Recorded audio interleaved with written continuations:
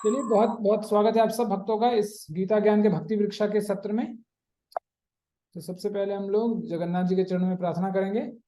नीलाचाल निवासाय नित्याय परमात्मने बलभद्र सुभद्राभ्याम जगन्नाथाय नमो नमः।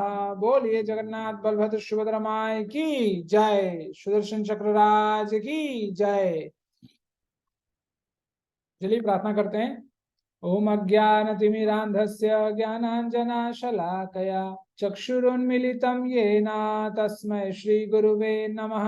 नमो ओम विष्णुपादाय कृष्णप्रेष्ठाय भूतले श्रीमते भक्तिवेदांत स्वामिनेति नामिने। नमस्ते सारस्वते देवे गौरवाणी प्रचारिणे निर्विशेष शून्यवादी पाश्चात्य देशे तारिणे। जय श्री कृष्ण चैतन्य प्रभु नित्यानंद श्री अद्वैत गदाधर शिवासादि गौर भक्त वृंद। हरे कृष्णा कृष्ण कृष्णा हरे हरे, हरे राम राम राम हरे हरे।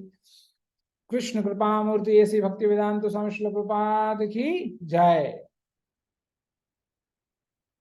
तो हम लोगों ने ये पिछले हफ्ता का था, लेकिन पिछले हफ्ता का नहीं था क्योंकि बहुत बहुत हफ्ते पहले का था, क्योंकि बहुत दिन हो गया, ऑलमोस्ट 1 महीने के बाद आज हम लोग भक्ति वृक्षा सत्र कर रहे हैं। तो पिछले हफ्ते मतलब जो लास्ट सेशन था उसमें हम लोगों ने चर्चा किया था कि सुकृतना किसको कहा जाता है, कि सुकृतिवान का अर्थ क्या होता है, कौन से 4 प्रकार के लोग प्रभु के पास आते हैं। तो ये आप लोग जानते ही हैं, आर्त, अर्थार्थी, जिज्ञासु और प्रेमी। ठीक है, इन चारों वर्गों में से कौन विशेष रूप से योग्य है? जो 4 व्यक्ति परम भगवान के पास विभिन्न परिस्थितियों में भक्ति सेवा के लिए आते हैं, क्या वे शुद्ध भक्त हैं, क्यों? तो हम लोगों ने देखा था कि वो 4 लोग जो आते हैं वो आते तो हैं, भक्त तो हैं, भक्ति तो करते हैं, लेकिन शुद्ध भक्त नहीं है। क्योंकि वहां पर जैसे रूप गोस्वामी भक्ति रसामृत सिंधु में कहते हैं, अन्य अभिलाषिता शून्यम ज्ञान कर्माधना आवृतम, कि यदि जब तक हम अन्य अभिलाषितम मतलब अभिलाषित शून्य ना हो जाए तब तक हम जीवन में शुद्ध भक्ति नहीं कर सकते। जब जब हम भगवान के साथ डीलिंग वाला रिलेशन रखेंगे कि मुझे हम आपको ये देंगे, आप मुझे ऐसा कर दीजिए, तब तक वो शुद्ध भक्ति के दायरे में नहीं आता है, वो मिश्रित भक्ति है। ठीक है, तो इसके बारे में हम लोगों ने पिछले हफ्ता पढ़ा था।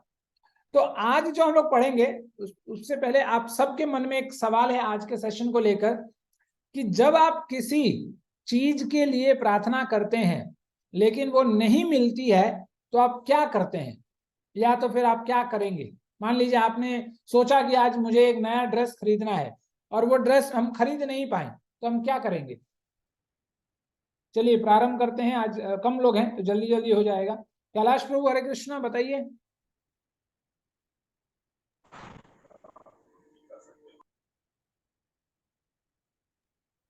हरे कृष्णा प्रभु, दंडवत प्रणाम प्रभु। हरे कृष्णा प्रभु जी, बोलिए। अपन को जब कोई चीज प्राप्त नहीं होती है तो अपन सोचते हैं, जो मैं सोचता हूँ, की बात बता रहा हूँ, कि भगवान की इच्छा ऐसी होगी जो मेरे लायक अनुकूल ही होगी। अच्छा, मतलब यदि हमें वो चीज नहीं मिलेगी तो हम ये सोचेंगे कि हो सकता है कि मुझे वो मैं अपने लिए विचार कर जरूरत। रहा हूँ, अपना विचार बता रहा हूँ मैं, सॉरी अपने प्रभु। स्वयं का विचार है। मैं अपना ही विचार बता रहा हूँ, हाँ सबका हाँ, नहीं। वही मैं बोल रहा हूँ। मतलब आप तो ये मेरा, कहें। हाँ, हाँ प्रभु जी, ये बोलिए। कहना चाहता हूँ कि भाई जैसे कोई की इच्छा है, जैसे कि मेरी इच्छा है 4 व्हीलर लेने की, और 4 व्हीलर मुझे मिलता नहीं है, तो मैं सोचूंगा कि भाई प्रभु की ऐसी इच्छा होगी तो जो मेरे अनुकूल नहीं है हाँ, ना। वही वही। और वैसे इसके क्या है कि मतलब एकदम क्रोध भी आता है कि अपन को इच्छा नहीं हो, तो अपन को थोड़ा गुस्सा भी आता है। हाँ, लेकिन अपन वैष्णव की श्रेणी में आने लगे ना, तो अपन को ज्ञान थोड़ा थोड़ा हो गया कि अपन को ऐसा नहीं हो रहा, तो भगवान की इच्छा है कि जो आपके अनुकूल नहीं है तो उसके लिए आप हरे मत कृष्ण करो। प्रभु जी। ये मेरा विचार है प्रभु। अच्छा ठीक है प्रभु जी, अच्छी बात है प्रभु जी। तो प्रभु जी का कहना है कि यदि मुझे एक चीज नहीं मिलता है तो हम यही सोचेंगे कि वो प्रभु का इच्छा है कि वो हमारे लिए अनुकूल नहीं है, इसलिए वो चीज हमें नहीं मिल रहा है। चलिए, बहुत अच्छी बात है प्रभु जी। मानिंदर माता जी। प्रभु जी, अभी जब से ये अटेंड करने लगी हूँ तब से ऐसा हो गया कि मन का हो तो अच्छा, मन का ना हो तो बहुत अच्छा। अच्छा अच्छा, तो चलिए। फिर वो श्री कृष्ण हमारे लिए सोच रहे हैं कुछ। तो मतलब जब नहीं होता है तो गुस्सा नहीं आता है फिर? पहले बहुत आता था प्रभु जी, मेरे से कंट्रोल भी नहीं होता था, फिर मैं वो चिड़चिड़ापन दूसरों पे भी निकालती थी। अच्छा। तो अब ऐसा है कि हाँ, मैं ये नहीं कि हाँ बहुत इजीली गिव अप कर देती हूँ। अपना पूरा पूरा ट्राई करती हूँ। अगर जो नहीं हो रहा है तो शायद भगवान ने मेरे लिए उससे भी बहुत अच्छा सोच के रखा है। अब ये थॉट आता है। अच्छा अब वो चलिए। फ्रस्ट्रेशन नहीं होती है अब पहले जैसे। मतलब फ्रस्ट्रेशन अब गायब हो गया है? हाँ, ऑलमोस्ट 90%। वो अच्छा। 10% है, लेकिन अच्छा। पहले जैसे एकदम खुद तो इरिटेट होते ही थे, साथ में 10 लोगों को और करते थे ना, वो बंद हो गया है प्रभु जी। अच्छा चलिए, वो 10% भी ठाकुर जी की कृपा से चला जाएगा। जी जी प्रभु जी। चलिए, हरे कृष्णा माता जी। मीना माता जी। हरे कृष्ण प्रभु जी। यस माता जी। हाँ माता जी बोलिए, आपका आवाज नहीं आ रहा माता जी। मीना माता जी। हरे कृष्णा प्रभु जी। हाँ माता जी बोलिए। प्रभु जी, जो है उसके लिए तो शुक्रिया करते हैं कि हमारी औकात से भी हमारे पास बहुत ज्यादा है। लेकिन जो नहीं है उसके लिए तो कभी सोचती नहीं हूँ। मैं तो आज तक कभी ऐसा सोचा भी नहीं है। और जो है उसमें तो बहुत संतुष्ट हैं, बहुत ज्यादा। नहीं, यहाँ पर और तो सवाल है उसमें कि आपने भगवान कुछ का रात सोचा। दिन उसमें बहुत शुक्रिया भी करते हैं। बस यही कहते हैं, अब तो एक ही इच्छा होती है, बस प्रभु की भक्ति करते रहें। और अच्छा। कोई इच्छा नहीं है प्रभु जी, कोई भी नहीं। अच्छा, लेकिन नहीं नहीं, यहाँ पर जैसे सवाल है कि मान लीजिए आपने ऐसा सोचा कि घर में मुझे गर्मी हो रही है बहुत, दिल्ली में एसी लगाना है, लेकिन ये किसी कारण से, चाहे वो पैसे का कारण हो, पति नहीं माना, पड़ोसी नहीं माना, कोई भी नहीं माना, जिस किसी कारण से वो एसी नहीं लग पाया, तो फिर क्या होगा? प्रभु जी, ऐसी सिचुएशन तो कोई है नहीं। फिर अब आपको मैं इसका क्या उत्तर दे नहीं नहीं, सकती हूँ, मैं क्योंकि उदाहरण दे रहा हूँ कि देखिए, हाँ ये सवाल इसलिए है क्योंकि हम सबके जीवन में ऐसा होता है। ऐसा नहीं है कि ऐसा नहीं होता है कि हम कुछ सोचते हैं और वो हो जाता है। 60%, 60 to 70% ऐसा ही होता है कि वो नहीं होता है वो काम हमारे साथ। और जैसे भी मानंदर माता जी ने बोला कि खुद तो हम परेशान होते भी हैं और 4 लोगों को और परेशान करते हैं कि मेरा काम नहीं हो रहा है बोल के। नहीं प्रभु जी, ऐसा कुछ नहीं है। लेकिन हम तो उसी पे छोड़ देते हैं, ऊपर वाले पे। बाकी ऐसा कुछ नहीं है आज चलिए। तक। चलिए, अच्छी बात है माता जी। जमुना माता जी, हरे कृष्णा, दंड प्रणाम। हरे कृष्णा प्रभु जी, हरे प्रणाम। कृष्णा माता जी, बताइए।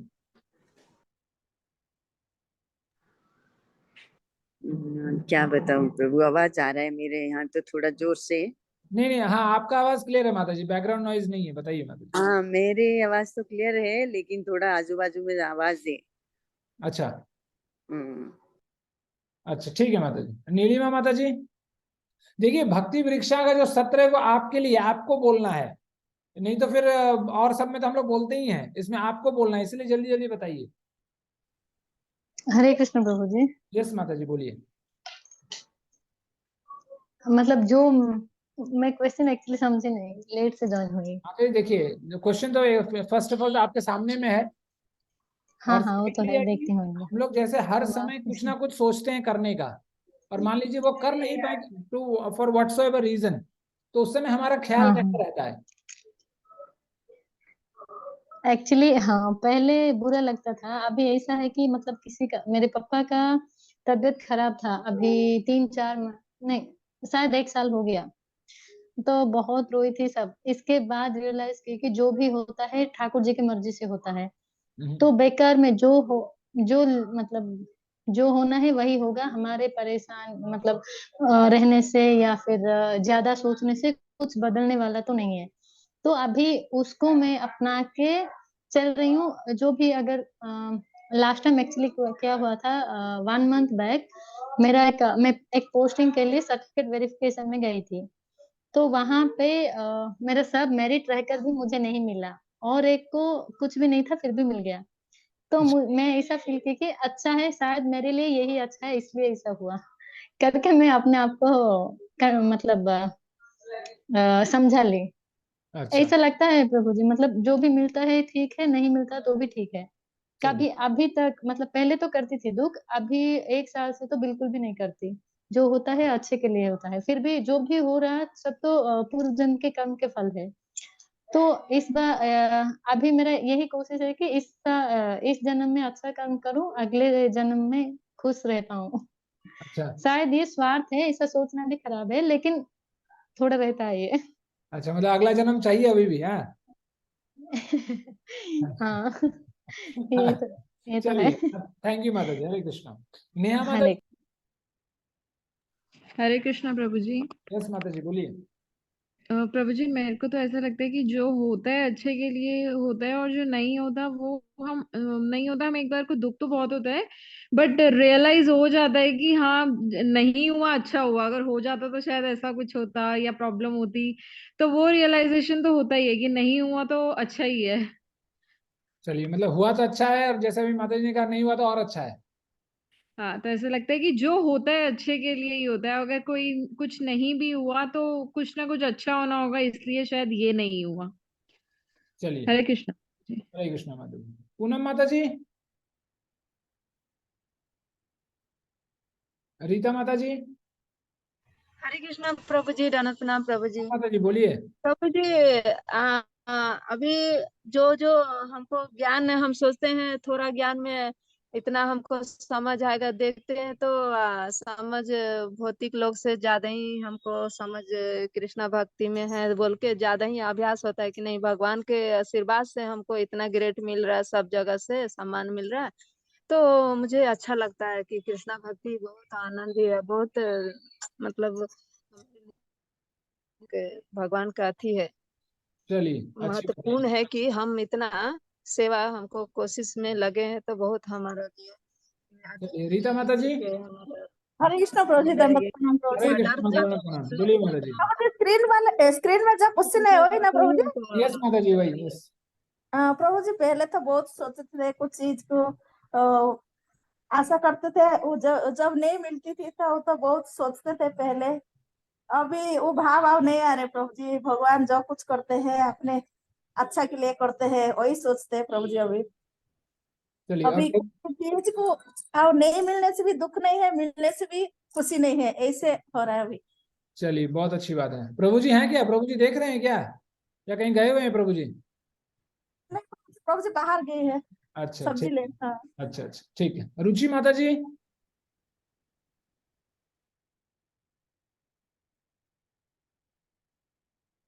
रुचि माता जी, हरे कृष्ण। आवाज आ रही है माता जी आपको? अच्छा, मंजू माता जी। हरे कृष्णा प्रभु जी। हरे कृष्ण माता जी, बताइए। किसी चीज के लिए प्रार्थना प्रभु जी, पहले जब नहीं मिलता था तो लगता था कि भगवान हमेशा अच्छों के साथ बुराई करते हैं। अब लगता है कि नहीं, भगवान ने कुछ और सोचा होगा इसलिए हमें वो नहीं मिला है। अच्छा, हो गया। जी जी प्रभु जी, हो गया। हरे कृष्ण माता जी। तो देखिए, एक एक चीज है जो हम लोग शायद मेरी इस बात सब सब लोग हाँ कहेंगे मेरी इस बात को, कि जब से हम आध्यात्मिकता में जुड़े हैं तब से हमारे जीवन में चाहे वो किसी रीजन से भी एक फ्रस्ट्रेशन, जैसे मानिंदर माता जी ने कहा कि फ्रस्ट्रेशन होता था, नीलिमा माता जी ने भी कहा, वो फ्रस्ट्रेशन लेवल हो सकता है कि 100% नहीं गायब हुआ हो, लेकिन बहुत हद तक we have peace in our life, कि चलो ठीक है, जो भी हो रहा है अच्छा हो रहा है, दाल रोटी चल रहा है, अपना व्यवस्था, अपना परिवार, सब कुछ व्यवस्थित होकर सही तरीके से चल रहा है। कुछ जब भी हम लोग घर से निकलते हैं, रोड पर गाड़ी चलाते हैं, तो हमेशा आपको हाईवे नहीं मिलता है, कभी कभी कच्चे रास्ते भी मिलते हैं। तो ठीक है, वो तो life, part and parcel of life. तो ये चीज देखिएगा, अपने आप में एक आध्यात्मिक जगत का एक वरदान है हर उस इंसान को जो आध्यात्मिक जगत में कूदता है। और इसके अलावा जो भौतिक जगत में रहता है, उसके पास भी सब कुछ है, धन दौलत पैसा, घर गाड़ी, सब कुछ अच्छा है, लेकिन उसके अंदर एक वो मतलब एक फ्रस्ट्रेशन सा हमेशा रहता है कि कुछ करना है, कुछ करना है, कुछ करना है, और क्या करना है उसे नहीं पता। बस उसे इतना ही पता है कि सिर्फ पैसा कमाना है, दूसरा हमारा कोई ऑब्जेक्टिव नहीं है लाइफ का। और पैसा भी क्यों कमाना है? सिर्फ खाना और सोना, इसलिए। तो आध्यात्मिक जगत का ये अपने आप में एक वरदान है कि हमारे जीवन में जो फ्रस्ट्रेशन लेवल रहता है, जो बहुत सारे रीजंस रहते हैं कि हम लोग फ्रस्ट्रेट बहुत जल्दी हो जाते हैं किसी भी कारण से। बच्चे ने ग्लास का शीशा का ग्लास तोड़ दिया, फ्रस्ट्रेट हो गए। पति टमाटर लाना भूल गया, आजकल पति टमाटर लाना भूल सकता है, ठीक है, क्योंकि 100 रुपए किलो हो गया है। तो पत्नियां माताएं गुस्सा ना करें, ठीक है। आप 1 किलो बोलेंगे तो हो सकता है प्रभु जी आधा किलो लेके आए कि चलो एडजस्ट कर लो किसी तरह, क्योंकि 100 रुपए किलो चल रहा है मार्केट में हर जगह मेरे ख्याल से। तो पति टमाटर प्रभु जी 150 रुपए, 150 रुपए है प्रभु जी। 150 रुपये यहाँ पे है सर, 150 दिल्ली में तो 150 है। हाँ 150 हाँ है यहाँ पे भी। 150 है दिल्ली में। तो चलिए हम लोग मतलब मोल भाव कर तो 120 मिल जाएगा बस। 120 है। अच्छा चलिए, हैदराबाद मतलब अच्छा है यहाँ से। हम पिछले हफ्ते हम लोग 70 रुपए में खरीद के लेके आए। तो चलिए हैदराबाद और बेंगलोर अलग है, क्योंकि वहाँ पे ज्यादा अच्छी फसल होती है और इस कारण वहाँ पे सस्ता मिलता है। नहीं नहीं प्रभु जी, यहाँ भी महंगा है, यहाँ भी 100 रुपए है मार्केट में। अभी मैं जस्ट मंडी से आई हूँ प्रभु जी, इट्स 120 हियर। चलिए अच्छी, मुबारक मुबारक हो माता जी। तो इसीलिए देखिए, कभी भी क्या होता है कि हम जो बोलेंगे यदि वो नहीं हुआ, मतलब देखिए कभी कभी क्या होता है, हम यदि बोलते हैं तो वी टेक इट ग्रांटेड कि मैंने जो बोला है वो होना ही होना है, लेकिन होता वही है जो विधि का विधान है। तो इसीलिए हमें ये ग्रांटेड नहीं लेना चाहिए कि मैं जो चाहता हूं, मैं जो बोलता हूं वही सही है और मेरी दृष्टिकोण ही सही है और सब गलत है। यदि हम इस भाव को रखेंगे तो वो फ्रस्ट्रेशन लेवल हमेशा रहेगा। और जैसे नीलिमा माता जी ने बहुत अच्छा बात कही कि जो होना है at the end of the day वही होगा, चाहे आप कितना भी सिर अपना पीट लें, होने वाला कुछ भी नहीं है। इसीलिए हमें वास्तविकता को ग्रहण करना चाहिए और उस वास्तविकता को धारण करके अपना जीवन चलाना चाहिए, ना कि उसके खिलाफ चलें और ऐसे ऐसे उपाय करें जिससे खुद भी फ्रस्ट्रेट हो, खुद का जीवन भी खराब हो और सामने वाला का तो खराब होना ही होना है फिर। इसीलिए आध्यात्मिक जगत अपने आप में एक वरदान है हमारे जीवन में कि बाद बाकी लोगों के घर में भी सब कुछ है, हमारे घर में भी सब कुछ है, लेकिन हमारे घर में उसके साथ एक सांत्वना है, एक पीस है, एक शांति है, एक खुशी है जो सामने वाले के घर में नहीं है। अभी कुछ दिन पहले, परसों मेरे ख्याल से, मैं अपने बगल वाले से बात कर रहा था तो उन्होंने कहा कि मैंने बोला कि आपने दूसरा घर लिया, ये पहले घर में तो रहने का कोई इंसान नहीं है, दूसरा घर में कौन रहेगा, और उस पर आपने इतना 50 लाख रुपए का लोन ले लिया। लेकिन नहीं, लोन रहने से, और उन्होंने थोड़ा एक्शन करके ही बताया, लोन रहने से, सर पे जब लोन रहता है तो लगता है कि कुछ करना है जीवन में। और क्या, मैंने फिर आगे कुछ कहा नहीं, मैंने मन ही मन सोचा कि और क्या करना है जीवन में, गधे की तरह खटना है और क्या करना है। इसी तरह एक घर है, 2 घर हो जाएगा, फिर एक के लिए ईएमआई चल रहा है, दूसरे के लिए ईएमआई चलने लगेगा। अभी 40 साल है, 60 साल तक ईएमआई चलेगा, और क्या होगा ज्यादा से ज्यादा।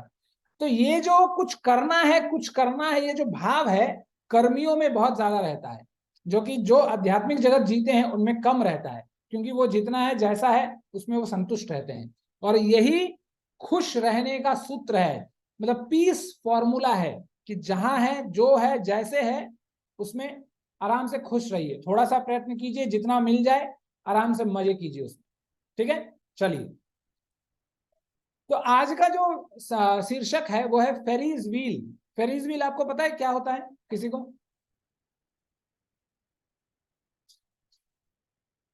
किसी को नहीं पता? आप सब लोगों ने देखा है, ये मैं गारंटी ले सकता हूं, और कुछ लोगों ने तो, आप लोगों ने उसको यूज भी किया है, मैं भी किया हूं। अभी भी आइडिया नहीं हुआ? माला प्रभु जी। माला, व्हील, व्हील का मतलब होता है चक्का माता जी, फेरीज व्हील। जब आप लोग मेले में जाते हैं तो एक बड़ा गाड़ी चलाते हैं चक्का, वो क्या? सॉरी माता जी, गाड़ी चलाते हैं वो क्या प्रभु जी? नहीं नहीं गाड़ी नहीं चलाते हैं। वो जब झूला आप मुझे मेले में जाइंट व्हील भागते बोलते हैं, हैं, झूला गोल वाला, बड़ा लंबा वाला व्हील, व्हील टाइप में जो होता है, हाँ, जिसमें जो सीट बड़ा सा गोल करके होता है जिसमें सीट बने रहते giant wheel, giant wheel. Giant wheel बोलते हैं। अच्छा चलिए, अलग अलग जगह में अलग अलग बोलते हैं उसे, जाइंट व्हील। दिल्ली में मैरीगोल्ड। दिल्ली में मैरीगोल्ड बोलते हैं, अच्छा। चलिए, तो आज का जो शीर्षक है उसका है Ferris wheel, giant wheel, marigold, जो भी है। तो उसमें क्या, किसके बारे में बताया गया है, आज हम लोग थोड़ा सा चर्चा करने का प्रयास करेंगे, ठीक है। पढ़िए जमुना माता जी, पढ़िए। प्रभु जी थोड़ा आवाज आ रहा है इधर, इसीलिए नहीं अच्छा ठीक है, मैं चलिए कैलाश प्रभु पढ़ लीजिए प्रभु। वो बाजू में थोड़ा मंदिर में है, नगाड़ा जोर से बज रहा है। ठीक है माता जी, कोई मामनी माता जी पढ़िए। मामनी माता जी, मानिंदर माता जी पढ़िए। हेलो प्रभु जी मैं पढ़ लेती हूँ। मानिंदर माता जी मेरे ख्याल से आ गई है माता जी। हाँ मुझे वो संस्कृत का पढ़ने नहीं आता है प्रभु जी, ये हिंदी अच्छा, में अनुवाद कर सकती ठीक है, आप हूँ। हिंदी पढ़ लीजिए, मंजू माता जी संस्कृत पढ़ लेंगे। मैं संस्कृत पहले पढ़ लेती हूँ प्रभु जी। ठीक है माता जी। त्रैविद्यामा सोमापः पूत पाप यज्ञेरिष्टव स्वर्गति प्रार्थयन्ते ते पुण्यमासादय सुरेंद्र लोक मष्यन्ति दिव्यान दिवि देव भोगान। हरे कृष्ण प्रभु जी। यस माता जी पढ़िए, मानिंदर माता जी हिंदी पढ़िए। जो वेदों का अध्ययन करता तथा सोम रस का पान करते हैं वो स्वर्ग प्राप्ति की गवेषणा करते हुए अप्रत्यक्ष रूप से मेरी पूजा करते हैं। वे पाप कर्मों से शुद्ध होकर इंद्र के पवित्र स्वर्ग धाम में जन्म लेते हैं, जहां वे देवताओं का सा आनंद भोगते हैं। हरे कृष्ण प्रभु।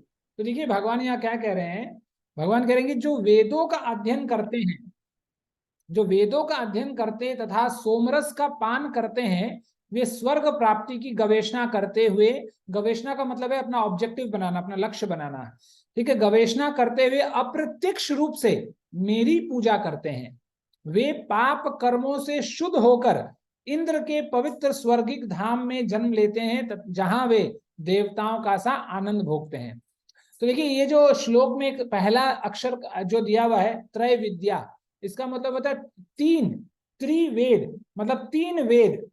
तो ऐसा बहुत सारे लोग हैं, और वेदों में जो अलंकारी शब्द हैं, जो बहुत सारे फॉर्मूले दिए हुए हैं कि आपको इंद्र बनना है तो ऐसा कर लो, आप चंद्रलोक में जाना है तो ऐसा कर लो। हमारे 99% जो वेद है, वेद का कंटेंट यही है कि आपको ऐसा कुछ कर लो जिससे आप अच्छा हो जाओ, आप शुद्ध हो जाओ, आप पवित्र हो जाओ, ताकि आप आगे के लोगों में, अच्छे लोक में, उच्च लोक में आप जा सकें। लेकिन भगवान यहाँ क्या कह रहे हैं कि यदि आप ऐसा भी करते हैं, मान लीजिए मैं इंद्र की भी पूजा करता हूं, इंद्र स्वर्ग लोक जाने के लिए, तो इनडायरेक्टली हम भगवान की ही पूजा करते हैं। बस अंतर इतना है कि हमें पता नहीं चलता, और भगवान की पूजा शुद्ध रूप से हमारे द्वारा नहीं होता, क्योंकि हम कामना कुछ कर रहे हैं, अपना अपना क्रिया जो है कुछ और है, लेकिन इनडायरेक्टली इंद्र के माध्यम से पूजा जो है वो भगवान तक पहुंच रही है, लेकिन वो अशुद्ध हो जाती है जब तक भगवान तक पहुंचती है, क्योंकि हमारा जो लक्ष्य है वो स्वर्ग है, वो भगवत प्राप्ति भगवान का है नहीं, ठीक है। और इसीलिए भगवान बोलते हैं कि यदि हम कितना भी बड़ा पंडित क्यों ना हो जाए, त्रिवेदी चतुर्वेदी भी क्यों ना हो जाए, अंततः यदि हम वेदों का जो निष्कर्ष है, जो निचोड़ है, तो जैसे भगवान भगवत गीता में बोलते हैं वेदैश्च सर्वरहमेव वेदः वेदांत कृत वेद विदेव चाहम, कि वेदों का जो निष्कर्ष है वो मैं हूं। और यदि हम भगवान को छोड़ देते हैं और वेदों में वेद को पढ़ पढ़कर त्रिवेदी चतुर्वेदी बन जाते हैं, तो वही होता है कि एक इंसान, एक स्त्री है जो बहुत सुंदर है, और उस सुंदर स्त्री को हमने पूरा मतलब सोने से ऊपर से नीचे तक गहनों से लबालब कर रखा है, लेकिन वो स्त्री जो है वो एक मुर्दा स्त्री है, एक लाश है। तो उसमें आप कितना भी वो सुंदर हो, कितना भी जेवर आप उसके शरीर में डालें, उसमें वो सुंदरता झलकती नहीं, क्योंकि जो चेतना है वो चेतना चली गई है, अब उसका कोई मूल्य नहीं रह गया, चाहे वो कितना ही सुंदर क्यों ना हो। तो उसी तरह यदि हम कितने भी ब्रिलियंट, कितने भी एक्सपर्ट, ऋचाओं में, मंडलों में कितना भी एक्सपर्ट क्यों ना हो, यदि हम भगवान कृष्ण को निकाल देते हैं भक्ति से, तो सब गुड़ गोबर हो जाता है, ठीक है। देखिए अभी भगवान इसको लेकर आगे क्या बता रहे हैं। अच्छा, इसको ये छोटा सा मैं पढ़ लेता हूं इसको। तो इसमें बताया गया त्रिविद्या, ये जो पहला जो शब्द था त्रिविद्या, इसको यहाँ संधि विच्छेद किया गया है और बताया गया है कि त्रिविद्या का क्या अर्थ है। त्रिविद्या मतलब वेद, वेद में तीन प्रकार के ज्ञान, त्रिविद्या, तीन विद्या। पहला है कर्म कांड, दूसरा है उपासना कांड, तीसरा है ज्ञान कांड। तो देखिए, आप लोगों ने अभी आप लोगों ने सुना होगा, एक माता जी ने अभी कुछ दिन पहले हमारा जो लेटेस्ट गीता ज्ञान सीरीज था उसमें माता जी ने एक सवाल किया था कि डार्विन थ्योरी कहता है कि हम लोग बंदर से आए, लेकिन हमारा सनातन धर्म कहता है कि हम मनु के वंशज हैं, इसलिए हम मनुष्य कहलाते हैं। और इसीलिए आप देखेंगे पूर्वजों से जो ये टाइटल चला आया चतुर्वेदी, है ना, आपके घर के आसपास कोई ना कोई होगा जिसका नाम चतुर्वेदी होगा, त्रिवेदी, द्विवेदी, मिश्रा, उपाध्याय, ये सब ऐसे स्ट्रक्चर में आए हैं कि जो इंसान 4 वेदों को जानता है उसका टाइटल चतुर्वेदी आया। हाँ, जो 3 वेदों को जानता है उसका त्रिवेदी, जो 2 वेदों को जानता है वो द्विवेदी, और जो सबको नहीं जानता लेकिन थोड़ा थोड़ा इधर आगे पीछे से जानता है वो है मिश्रा, जिसको मिश्रित ज्ञान है। और अंत में उपाध्याय, उपाध्याय का मतलब होता है जो, जैसे जिसको हम लोग पुरोहित कहते हैं, वो उपाध्याय वो है जो कर्म कांड, मतलब जितने भी शास्त्र हैं उनमें से अपने मतलब का कार्य जो पूजा पाठ कराने में जरूरत पड़ता है उसको निचोड़ा, पकड़ा और बाद बाकी छोड़ दिया और हमको किसी से मतलब नहीं। तो ऐसे इंसान का टाइटल उपाध्याय दिया गया। तो इस तरह से हमारा पूरा क्रिया बना है और वंशज चला पड़ा है।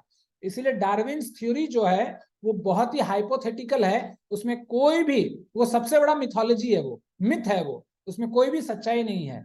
लेकिन दुर्भाग्य है हमारा कि हमारे स्कूल में हम लोगों को इतना रगड़ाया गया, मैंने भी पढ़ा, मैंने भी मेरे ख्याल से 2, 4, 5 मार्क्स लाने के लिए मैंने भी आंसर लिखा कि मनुष्य बंदरों से आया है।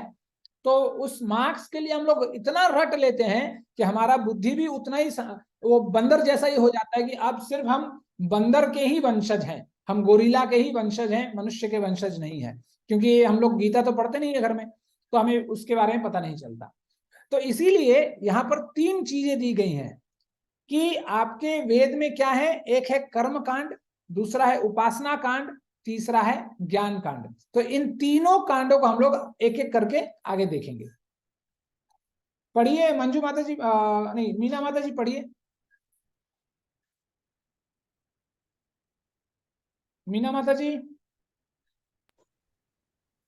हरे कृष्णा प्रभु जी। हाँ हरे कृष्ण माता जी। जीवन को बहुत अच्छी तरह से समायोजित कर सकते हैं। सकाम गतिविधियों का निष्पादन, उपासना कांड, विभिन्न देवताओं की पूजा करें, ज्ञान कांड, सट्टा ज्ञान और दार्शनिक। चलिए, तो जैसे यहाँ टाइटल आप देख पा रहे हैं, वेदों में 3 प्रकार का ज्ञान। पहला क्या है? कर्म कांड, कैसे हम भौतिक सुख या भौतिक जीवन को बहुत अच्छी तरह से संयोजित कर सकते हैं, सकाम गतिविधियों का निष्पादन। तो ये जो कर्म कांड है ये बहुत बड़ा पार्ट है हमारे वेदों का, क्योंकि वेद में सिर्फ कर्म कांड ही दिए गए हैं कि आप इसको ऐसे जानो, ऐसा करो ये मिलेगा, ऐसा करो ये मिलेगा, ऐसा करो ऐसा मिलेगा। तो कर्म कांड आप देखेंगे, जैसे आप एक लीला भी आती है भागवतम में, आप लोग सब जानते ही हैं कि जो ब्राह्मण की पत्नियां होती हैं, ब्राह्मण अपने तप यज्ञ करने में लगे हैं, लेकिन यज्ञ का जो मूल लक्ष्य है उनको ये नहीं पता है कि यज्ञ करके हमें जाना कहाँ है।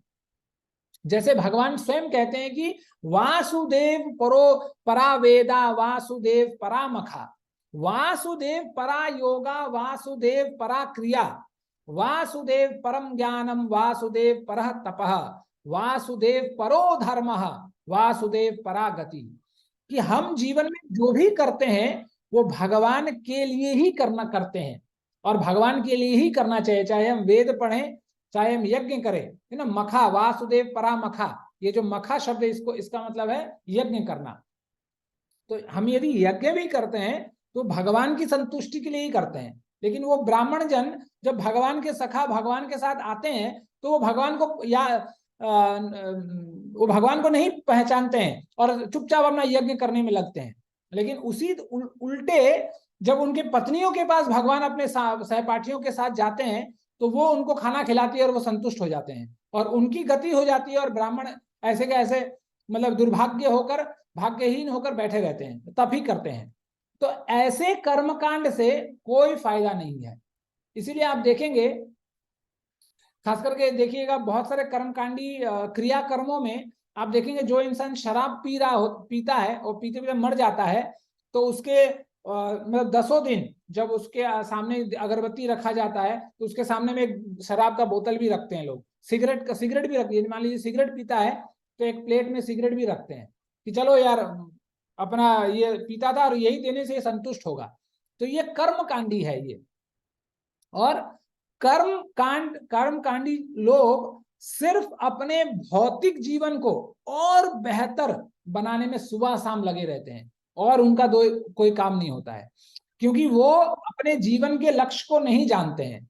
इसीलिए वो सिर्फ मेरा जीवन कैसे बेहतर बनेगा, कैसे आज हम कुर्सी में बैठे हैं प्लास्टिक का, तो कैसे सोफा के प्लास्टिक में बैठेंगे, कैसे बिस्तर है सिंगल बेड है तो डबल बेड कैसे आएगा, एक एसी लगा है 2 एसी कैसे आएगा। बस इसी का उपाय करते करते हवन भी कराता है, पूजा भी करता है, दान भी करता है, लेकिन ये सब सिर्फ कर्मकांडी, क्योंकि ये सब दान वगैरह परमार्थ का जितना काम सिर्फ रजोगुण और तमोगुण के अंतर्गत होता है, सतोगुण में कुछ भी नहीं होता। तो ऐसे लोग कर्मकांडी होते हैं। फिर है उपासना कांड। उपासना कांड में आप देखेंगे 4 विभाजन है। एक है अर्चना, दूसरा है स्तुति, तीसरा है जप और चौथा है ध्यान। तो इन चारों से उपासना कांड से हम क्या करते हैं, देवताओं का बहुत तरीके से अलग अलग तरीके से इन चारों तरीके से हम देवताओं की बहुत पूजा करते हैं कि उपासना करते हैं। उपासना का मतलब क्या होता है, उप का मतलब है पास और आसन का मतलब है बैठना, कि देवताओं के पास खूब लाइन लगाते हैं। आप देखेंगे कहीं कहीं मंदिर में जाएंगे खूब लाइन लगा पड़ा है। सोमवार के दिन जाइए शिव जी के सर पे नारियल फूट रहे हैं और शिव जी परेशान है बेचारा, लेकिन कुछ कर नहीं सकते क्योंकि चल रहा है। लोगों को अच्छे लड़की चाहिए, अच्छा मोटा तनख्वाह वाला लड़का चाहिए। तो ये उपासना कांड कि लगे पड़े हैं लोग अपनी इच्छाओं को मतलब डील बनाने के लिए मंदिर में। और तीसरा है ज्ञान कांड, जो सिर्फ यही सोचता है कि सब कुछ भी नहीं है इस दुनिया में, हमें सिर्फ भगवान को ही प्राप्त करना है। और भगवान को प्राप्त करने का मतलब क्या है, शास्त्रों के माध्यम से, वेदों के माध्यम से हम उस परमात्मा को जानना चाहते हैं और दूसरा हम कुछ करना नहीं चाहते। तो वो ध्यान योग में बैठकर बस उस ब्रह्म ज्योति के बारे में सोचता है। वो सोचता है कि पूरा दुनिया गलत है, पूरा दुनिया सब ये खलु ब्रह्म है, ये ब्रह्म खल है और है कुछ नहीं, बस मुझे भगवान उस ब्रह्म ज्योति पर ही अपना ध्यान ठिकाना है। किसके माध्यम से, वेदों के माध्यम से। ये लोग भी वेद पढ़ते हैं, शास्त्र पढ़ते हैं, लेकिन इनका निष्कर्ष इतना ही रहता है कि वो ब्रह्म ज्योति को ही हमें पाना है। ठीक है। और ये देखिए उपासना कांड में वैदिक उपासना जिसको हम लोग कहते हैं, और वैदिक उपासना में पंचदेव हैं, पंचदेव की उपासना होती है, आप लोग जानते होंगे। एक है सूर्य, दूसरे हैं दुर्गा माँ, तीसरा है शिव भगवान, चौथे हैं गणेश जी और पांचवे हैं विष्णु। तो इन पंच देवों का खूब लोग जोरों शोरों से पूजा पाठ करते हैं, और खास करके गणेश जी, और अलग अलग जगह में अलग अलग लोगों का खूब हाई डिमांड है। तो इन उपासनाओं में लोग लगे तो रहते हैं, लेकिन अंततः भक्ति नहीं करते, बस अपना काम निकालते हैं कि कैसे काम बनता है। और जब एक बार काम बन जाता है, जैसे लोकायुक्त में कहते हैं, जब तक है काम तब तक है दाम, एक बार काम हो गया फिर दाम भी खत्म हो जाता है। ठीक है, चलिए पढ़िए नेहा माता जी। हरे कृष्ण प्रभु जी। यस माता जी करेंगे।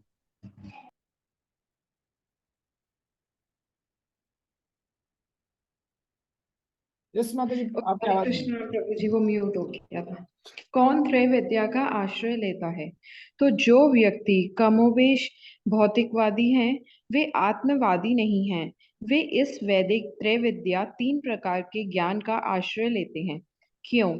खुद को अन्य ग्रहों पर स्थानांतरित होने के लिए तैयार करना और सभी पाप पूर्ण प्रतिक्रियाओं से मुक्त होना। हरे कृष्ण प्रभु। हरे कृष्ण माता। तो जैसे मैंने कहा कि हम एलिवेट होंगे, हम ऊपर जाएंगे कब, जब हम अच्छे कार्य करेंगे, है ना। बड़ा सिंपल सा है कि जैसे देखिए हम मान लीजिए 10,000 की सैलरी कमाते हैं, तो हमें 20,000 की सैलरी कमाना है। उसके लिए हमें क्या करना पड़ेगा, हमें कुछ नया स्किल, नया कुछ सीखना पड़ेगा, जिससे हमारा डिमांड बढ़ेगा। और फिर हम जब जाएंगे इंटरव्यू में, तब तक हमें 2-3 साल का एक्सपीरियंस भी चाहिए उस समय। और फिर जब कुछ हम पढ़ेंगे लिखेंगे और फिर इंटरव्यू देंगे तब हमें 20,000 मिलेगा, फोकट में नहीं मिलेगा। तो इसको कहते हैं अपग्रेड करना अपने आप को। तो मनुष्य जाति जो है वो अपने आप को हर जगह से सिर्फ अपग्रेड करने में लगा हुआ है कि 16 सोमवार कर लेंगे, 16 मंगलवार, बुधवार, बृहस्पति, शुक्र, शनि, रवि और सब कुछ कर लेंगे। अच्छा वह 8वां दिन नहीं है, तो 8वां दिन भी उन्होंने कोई इंसान नहीं छोड़ता। तो सब कुछ करेंगे, लेकिन क्यों? कि अपनी मनोकामना पूर्ण हो। हमारा जो लक्ष्य है कि अच्छा लड़की मिले, अच्छा लड़का मिले, है ना, शक्तिशाली हो जाए, बजरंग बली जैसा हो जाए, लक्ष्मी माँ खूब आए, है ना, वो जय जगदीश हरे, दुख मिटे तन का, सुख संपत्ति आवे। मतलब आपका ही जीवन में सुख संपत्ति आएगा और दुख मिटेगा। जितने सारे सुख संपत्ति हैं वो सब हमारे जीवन में आ जाएंगे और किसी के पास ना जा पाए। तो ये सब जो है सिर्फ अपना भौतिक जीवन, जिसको हम लोग कर्मकांड कह रहे हैं, अपना भौतिक जीवन को अपग्रेड करने का तरीका है। और विश्वास कीजिए, जब मैंने 2017 में सबसे पहली बार श्रील प्रभुपाद का भगवत गीता यथारूप पढ़ा, उसमें मैंने पढ़ा कि प्रभुपाद उसमें बात कर रहे हैं कि हमें भक्ति इसलिए करनी है क्योंकि हमें भगवत धाम जाना है। नहीं तो उसके पहले मैंने जो भी पढ़ रखा था वहां हर जगह यही चीज लिखा है कि हमें भक्ति इसलिए करनी है कि हमें स्वर्ग जाना है, हमें अच्छे काम इसलिए करने हैं क्योंकि हमें स्वर्ग जाना है, हमें अच्छा बनना है, मानव सेवा ही माधव सेवा, बहुत बड़ा टैगलाइन है ना, इसलिए करना है कि हम उच्च लोक में हमारी गति अच्छी हो सके। लेकिन ये कोई नहीं बता रहा है कि कृष्ण के चरणों में ही हमारी सबसे अच्छी गति वही है, ये नहीं कोई बता रहा है। ये मुझे प्रभुपाद के भगवत गीता से पता चला कि जो अल्टीमेट लक्ष्य, अल्टीमेट डेस्टिनेशन, जहां से यू टर्न नहीं होता, प्रभुपाद ने मुझे बताया कि भक्ति ही एक ऐसा पाथ है जो वन वे है, जा सकते हो, आ नहीं सकते, आने का कोई उपाय ही नहीं है, रॉन्ग साइड से आ ही नहीं सकते तुम। लेकिन और जितने हैं, मैंने बहुत कुछ पढ़ रखा था पहले भी, सब यही लिखा हुआ है कि आपको स्वर्ग जाना है। आप समाज में भी आप जब बात करेंगे देखेंगे यही आपको बोला जाता है। और ऐसा मैंने बहुत सारे संतों से भी सुना है जो आध्यात्मिक लाइन में है, उन लोगों से भी मैंने सुना है कि वो यही कहते हैं कि हमें स्वर्ग जाना है, अच्छा काम करो स्वर्ग मिलेगा, अच्छा काम करो उच्च लोक मिलेंगे। लेकिन ये कोई नहीं कह रहा है कि हम उच्च लोक में जाने के बाद जो हासिल होगा उसके बारे में कोई बात नहीं कर रहा है। और वही बात प्रभुपाद हमें इस भगवत गीता के माध्यम से बताते हैं। इसीलिए हमें कहीं इधर उधर भागने की जरूरत नहीं है, सिर्फ प्रभुपाद का भगवत गीता यथारूप, इसमें प्रभुपाद ने अपने जीवन का जो जितना प्रभुपाद ने 40 साल प्रभुपाद ने जो अध्ययन किया उसको सब निचोड़ के इसमें इस ग्रंथ में बड़ा छोटा छोटा करके हमारे लिए बड़ा आसान करके हमारे लिए प्रभुपाद ने दिया है। इसलिए हमें ज्यादा भटकने की जरूरत नहीं, ज्यादा किताबों को पढ़ने की जरूरत नहीं, ज्यादा लोगों को सुनने की भी जरूरत नहीं, क्योंकि सुनने वाले की कमी नहीं है। क्योंकि लोग तो राहुल गांधी को भी सुनते हैं जो सुनने लायक बिल्कुल नहीं है, लेकिन उसको भी आप जाएंगे रैलियों में तो हजार हजार लाखों लाख सुनते हैं। सुनना बड़ी बात नहीं है, क्योंकि मतलब राहुल गांधी के जैसे लोगों को भी सुना जाता है। तो सोचिए, और मतलब जो सुन रहे हैं वो कितने बुद्धिमान है। तो इसलिए 10 दरवाजे भटकने का जरूरत नहीं, 1-2 को पकड़िए, 1-2 ग्रंथ पकड़िए और उसको जो मेन मुद्दा जो है वो है भक्ति करना भगवान की, और दूसरा कोई मुद्दा नहीं है। और उसके बाद अपना जीवन जैसा चल रहा है वो चलते रहेगा, और दुख भी है दुख भी रहेगा, सुख है सुख भी रहेगा, सब कुछ। मेन मुद्दा जो है वो है भगवान की भक्ति करना। इसलिए हमें दूसरे ग्रहों पर जाने के बारे में नहीं सोचना चाहिए। अच्छा मून में जाएंगे तो कैसा होगा, वहां सोमरस मिलेगा। एक तेलुगु में एक गाना भी है जहां पर वो मुझे पता नहीं, वर्डिंग्स मुझे पता नहीं, वहां पर गाया जा रहा है कि यदि चंद्रलोक में लोग दारू पीते हैं तो हम क्यों ना पिए, क्योंकि आप तो चंद्रलोक में नहीं है तो फिर आप क्यों पी रहे हैं। लेकिन मतलब टॉलीवुड में भी ये गाना बना दिया गया कि वो लोग पी रहे हैं तो हम भी पिएंगे, ठीक है। तो इस तरह हम लोग चंद्रलोक महरलोक में जाने का प्लान कर रहे हैं, लेकिन वहां जाने के बाद हासिल क्या होगा हमें इसका कोई आइडिया नहीं है। देखिए आइडिया अभी आगे बताया जाएगा।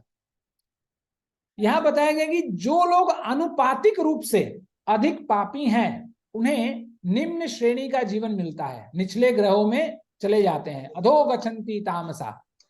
जो लोग अपने जीवन को अपग्रेड करने के लिए, कि हमें प्रोटीन विटामिन, एक भाई साहब हैं जो कहते हैं कि वेजिटेबल्स खाने से हमारे हमारे शरीर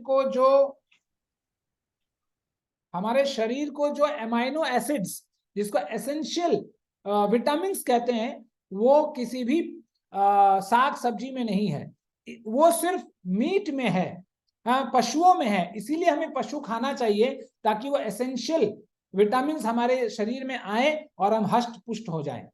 तो यदि एसेंशियल विटामिन्स हमारे शरीर में नहीं है, तो जैसे मैं भी पिछले कम से कम 20 साल से शाकाहारी हूं, दुर्भाग्य से पहले था मांसाहारी, लेकिन उसके पिछले 20 साल से शाकाहारी हूं, लेकिन पिछले 20 साल से कोई बीमारी नहीं हो रहा है मुझे कि एसेंशियल विटामिन्स मेरे शरीर में नहीं है।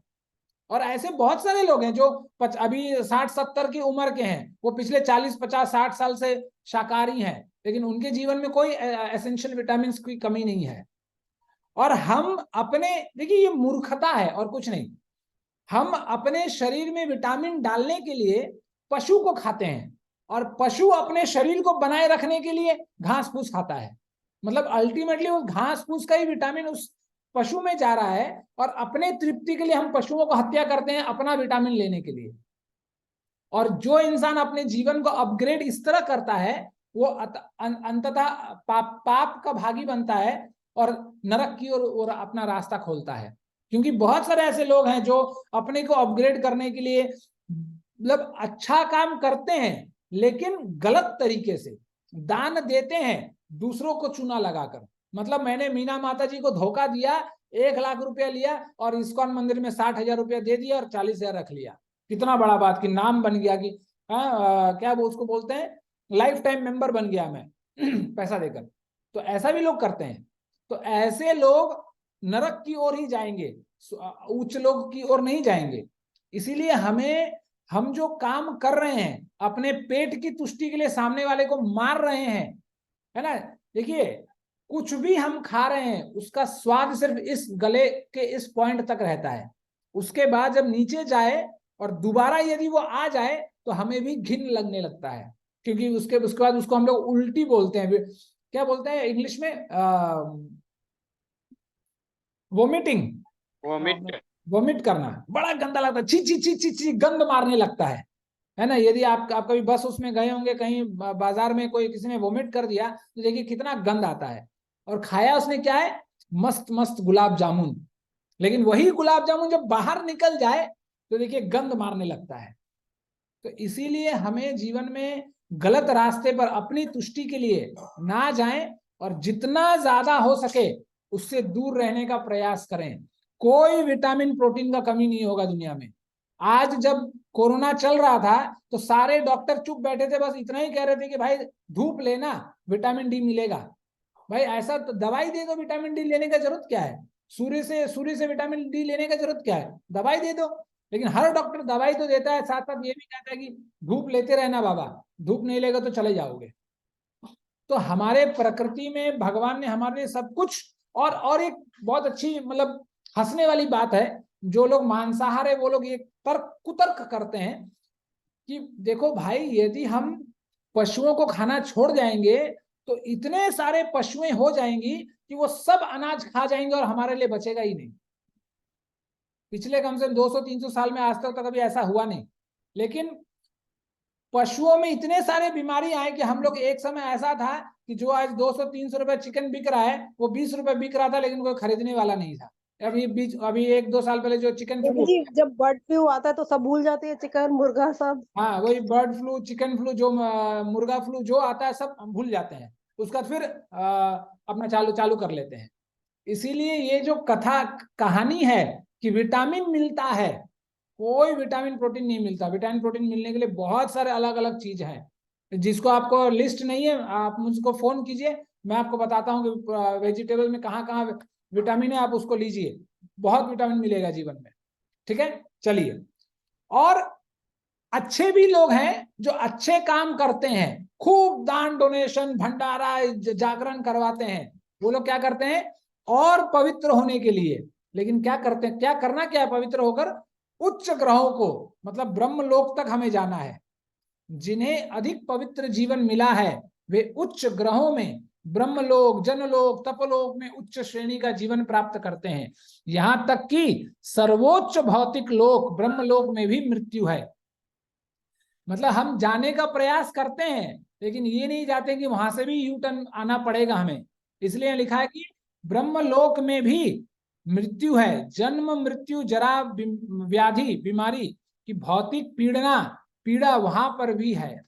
इसलिए ऐसे देखेंगे बहुत सारे ऐसे समाज है हमारे समाज में जो बहुत दान करते हैं, बहुत वाटर फिल्टर लगाते हैं, पियाऊ लगाते हैं, बहुत कुछ करते हैं, और जाना कहाँ है? चंद्रलोक जाना है, जाना ब्रह्मलोक है, जाना स्वर्ग लोक है हमें। लेकिन उन्हें ये नहीं पता है कि वहां से भी आपको यू टर्न लेकर आना पड़ेगा। वहां वो परमानेंट डेस्टिनेशन नहीं है, क्योंकि वहां जब वो जहां आप जाने का प्रयास कर रहे हैं वो अपने आप में परमानेंट नहीं है। तो जो खुद परमानेंट नहीं है वो आपको परमानेंट आश्रय कैसे देगा? तो इसी तो परमानेंट आश्रय कहाँ है ये बताते हैं भगवान आगे। अब है उपासना कांड, विभिन्न देवता की पूजा। ठीक है, तो देखिए सबसे पहले देवताओं की पूजा करता कौन है? तो श्रीमद् भागवत कहती है रजस्तमः प्रकृते समशीला भजन्ति वै पितृ भूत प्रजेश आदीन श्रिय ऐश्वर्य इप्सिवः। तो इस श्लोक का मतलब है रजस्तमः, जो लोग रजोगुण और तमोगुण होते हैं वो देवताओं के पास अपना डील लेकर जाते हैं। प्रकृतिय समशीला भजन्ति वै, जिनकी प्रकृति रजोगुणी तमोगुणी होती है वो हमेशा वैसे ही देवी देवता के पास जाते हैं। मतलब प्रकृति समशीला, मतलब वैसे प्रकृति वाले भजन्ति वै, उनकी पूजा करते हैं, उनका भजन करते हैं। किनका भजन करते हैं? तो भागवत आगे कहती है पितृ भूत प्रजेश आदीन, पितृलोकों का पूजा करते हैं, भूतों की पूजा हम लोग करते हैं, और फिर प्रजेश आदीन यक्ष राक्षसों की पूजा करते हैं। और फिर भागवत आगे बताती है कि पितृ भूत प्रजेश आदीन, इनकी पूजा हम करते क्यों हैं?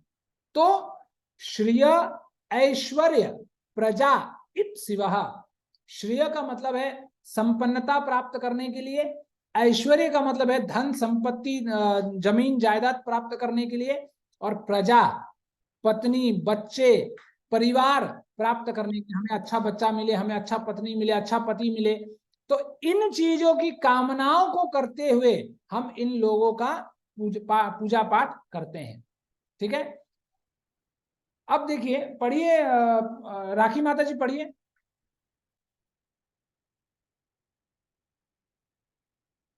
राखी माता हरे जी। कृष्णा प्रभु जी, दंडवत प्रणाम। हरे कृष्णा माता जी, दंड प्रणाम। पढ़िए माता जी। ये अप्यन देवता भक्ता यजन्ते श्रद्धा ध्यान निवत्ता ते अपि मामेव कौन्तेय यज्ञ न तय विविध पूर्वकम।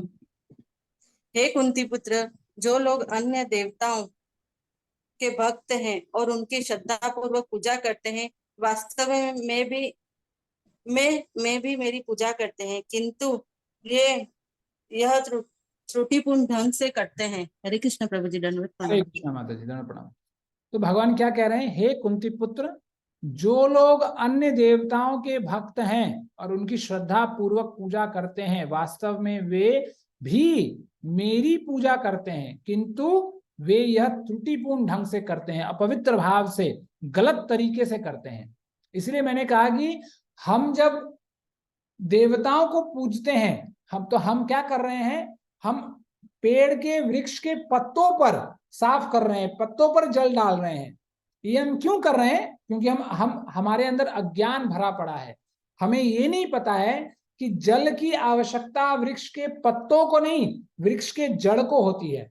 और एक बार आप यदि वृक्ष के जड़ में पानी डालेंगे तो बिना आपकी चेष्टा के, बिना किसी प्रयास के, वो पानी स्वतः ही हर पत्तों तक, हम तो हर पत्ते पर जल नहीं डाल सकते, लेकिन यदि आप जड़ में जल डालेंगे तो वह जल स्वतः अपने आप हर पत्ते पर पहुंच जाएगा।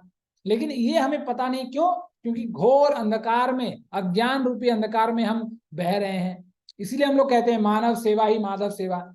एक हमारे समाज में एक ऐसा ऑर्गेनाइजेशन है जो भारत को बचाने की बात करता है, समाज को बताने की बात करता है, समाज को हिंदुत्व की ओर ले जाने में बात करता है। तो मैं कुछ दिन उस ऑर्गेनाइजेशन में भी रहा, क्योंकि हमारे अंदर भी थोड़ा देश प्रेम है, तो मैं भी रहा। मैंने सोचा कि चलो अच्छा होगा।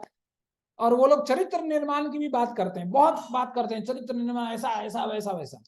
लेकिन जो लीडर आता है, जैसे मान लीजिए भक्ति वृक्षा का सत्र चल रहा है, ठीक है ना, तो मैं आपसे पहले सिस्टम में घुसा, तो मैं आपको आज बता रहा हूं ताकि आप कल दूसरे को बता सके। तो वहां भी ऐसा ही होता था, एक सत्र लगता था, एक इंसान आता था, वो थोड़ा सा आगे पीछे खेल कूद करवाता था। लेकिन जब मान लीजिए अभी मैं क्लास दे रहा हूँ, ठीक है, और मुंह में मेरा गुटखा है और हर 2 मिनट थुक करते हैं मैं, तो आपको कैसा लगेगा कि अरे यार बात तो बड़ा बड़ा कर रहा है, लेकिन खुद का ही चरित्र ठीक नहीं है। तो ये शब्द जो है चरित्र निर्माण मैंने बहुत बार सुना, लेकिन जब भी जिसके मुंह से सुना, उसके मुंह में या तो गुटखा है, या तो खैनी है, या तो शराब पीता है, या तो मांसाहार करता है। तो अब आपका ही चरित्र ठीक नहीं है। आपको ना तो हिंदुत्व के बारे में पता है, ना भगवत गीता के बारे में पता है, ना रामायण के बारे में पता है। भागवत तो छोड़ दीजिए, स्कोप के बाहर है, सिलेबस के बाहर है। आपको ना अपने हिस्ट्री के बारे में ठीक से पता है। आपको बस 2-4 आपने किताबें पढ़ लिया है, आपके ऑर्गेनाइजेशन का, उसमें थोड़े से देश के बारे में बताया गया, बस वही आप लोगों ने रट लिया है और उसी चीज को अलग अलग तरीके से बांचते हैं और दूसरा कुछ नहीं करते। तो फिर वहां मेरा मन नहीं लगा कि अरे यार चरित्र निर्माण की बात सिर्फ हो रही है, लेकिन चरित्र निर्मित हो नहीं रहा है। क्योंकि जब कहने वाला ही सही नहीं है तो बाद बाकी सही क्या होंगे। तो फिर मैंने अपना बोरिया बिस्तर लपेटा और चलते आया मैं फिर। और वही चीज मुझे इस्कॉन में पहले दिन से अच्छा लगता है कि प्रभुपाद ने वो सिर्फ कहा नहीं, करके दिखाया। और उनके अंदर जितने भी महाराज हैं और वरिष्ठ वैष्णव हैं, सब उसी तरफ हैं कि जो बोलते हैं कि जैसे 4 नियमों का पालन करना है, मतलब करना है, कोई डिस्काउंट नहीं। और प्रभुपाद हमेशा कहते थे कि मुझे क्वांटिटी नहीं चाहिए, मुझे क्वालिटी चाहिए। इसीलिए ये जो 4 नियम है, ये सख्त गेट है कि यदि आपको इस्कॉन संस्था में घुसना है तो इन 4 से नाता तोड़ना पड़ेगा, नहीं तो आप किसी भी कीमत पर नहीं घुस सकते। बस आएंगे, गीता क्लास सुनेंगे, अलग अलग लोग कराते हैं, बहुत लोग कराते हैं, बहुत कुछ कराते हैं, आएंगे सुनेंगे चलते बनेंगे। लेकिन यदि आपको सही मायने में भक्ति के पथ पर आना है तो ये प्रभुपाद का वाक्य नहीं, ये भागवतम का वाक्य है कि, और भागवतम के वाक्य को प्रभुपाद ने हर इंसान के जीवन में अमल करवाया उसको कि नहीं ऐसे करो, फिर भक्ति के पथ पर आगे चलेंगे। क्योंकि जब तक इन 4 नियमों का पालन नहीं होगा तो हमारे जीवन में हर तरफ कलयुग ही कलयुग होगा, तो हम क्या भक्ति करेंगे। तो इसीलिए हमें इस बात का ज्ञान होना चाहिए कि हमें करना क्या है। हमें जड़ में पानी देना है, हमें पत्तों पर नहीं। हमें किसी मिनिस्टर को नहीं पकड़ना है, हमें प्रधानमंत्री को पकड़ना है, हमें राष्ट्रपति को पकड़ना है। और जब हम राष्ट्रपति को पकड़ लेंगे तो ये इक्का दुक्का जितने भी मिनिस्टर है सब अपने आप अपना पूंछ घुमाएंगे इधर उधर आके। तो इसीलिए हम उस भगवान को जो सर्वश्रेष्ठ हैं, जो सिर्फ एक ही भगवान है, उन भगवान को यदि हम पकड़ लेंगे तो हमें किसी भी देवी देवता के पीछे में घूमने की जरूरत नहीं है। जब मैं कहता हूं घूमने की जरूरत नहीं है, इसका मतलब ये नहीं है कि अब आज से हम उसको गाली देने लगे किसी भी देवी देवता को। ना तो हमें किसी के पीछे घूमना है, ना तो हमें किसी की आलोचना करना है। सामने आएंगे जय श्री राम बोलकर आगे निकलिए। हाँ, हम इसलिए कहते हैं कि पिता ही होता है। बड़े पापा हो सकते हैं, छोटे पापा हो सकते हैं, हम बड़े पापा को पिता नहीं कहते, लेकिन इसका मतलब ये नहीं है कि हम बड़े पापा को कल से गाली देना लगे, है ना। बड़े पापा बड़े पापा हैं, पिता नहीं है, लेकिन इसका मतलब ये नहीं कि हम गाली देंगे उनको, उनका भी सम्मान करना है, लेकिन पिता एक। इसलिए भगवान एक, देवी देवता हो सकते हैं अनंत, सबको सम्मान करना है, लेकिन पूजा भक्ति सिर्फ भगवान कृष्ण की ही होनी चाहिए और दूसरा किसी के नहीं। ठीक है, चलिए। इसीलिए आप देखेंगे भागवतम में एक श्लोक है जो जहां पर कहा गया है कि भगवान की पूजा कौन करता है। जैसे मैंने अभी आपको बताया कि देवी देवताओं की पूजा कौन करता है, तो भागवतम में आता है कि भगवान की पूजा कौन करता है। तो वहां भागवत कहती है कि मुमुक्षवा घोर रूपान हित्वा भूतपति नथा नारायण कला शांता भजंती ही भजंती ही अनुसूयवः, कि एक इंसान सारे देवी देवताओं को के बारे में जानता है, लेकिन ही अनुसूयवः, लेकिन किसी से जलन, किसी से द्वेष, किसी से ईर्ष्या नहीं करता, सबका सम्मान करता है, लेकिन अंततः वो सिर्फ नारायण कला शांता, वो सिर्फ भगवान नारायण और उनके जो कला है उनको ही पूजता है और दूसरे किसी को भी नहीं पूजता। वो किसी भी देवी देवता के बारे में सपने में भी नहीं सोचता, वो सिर्फ भगवान को ही अपने जीवन का केंद्र बनाता है।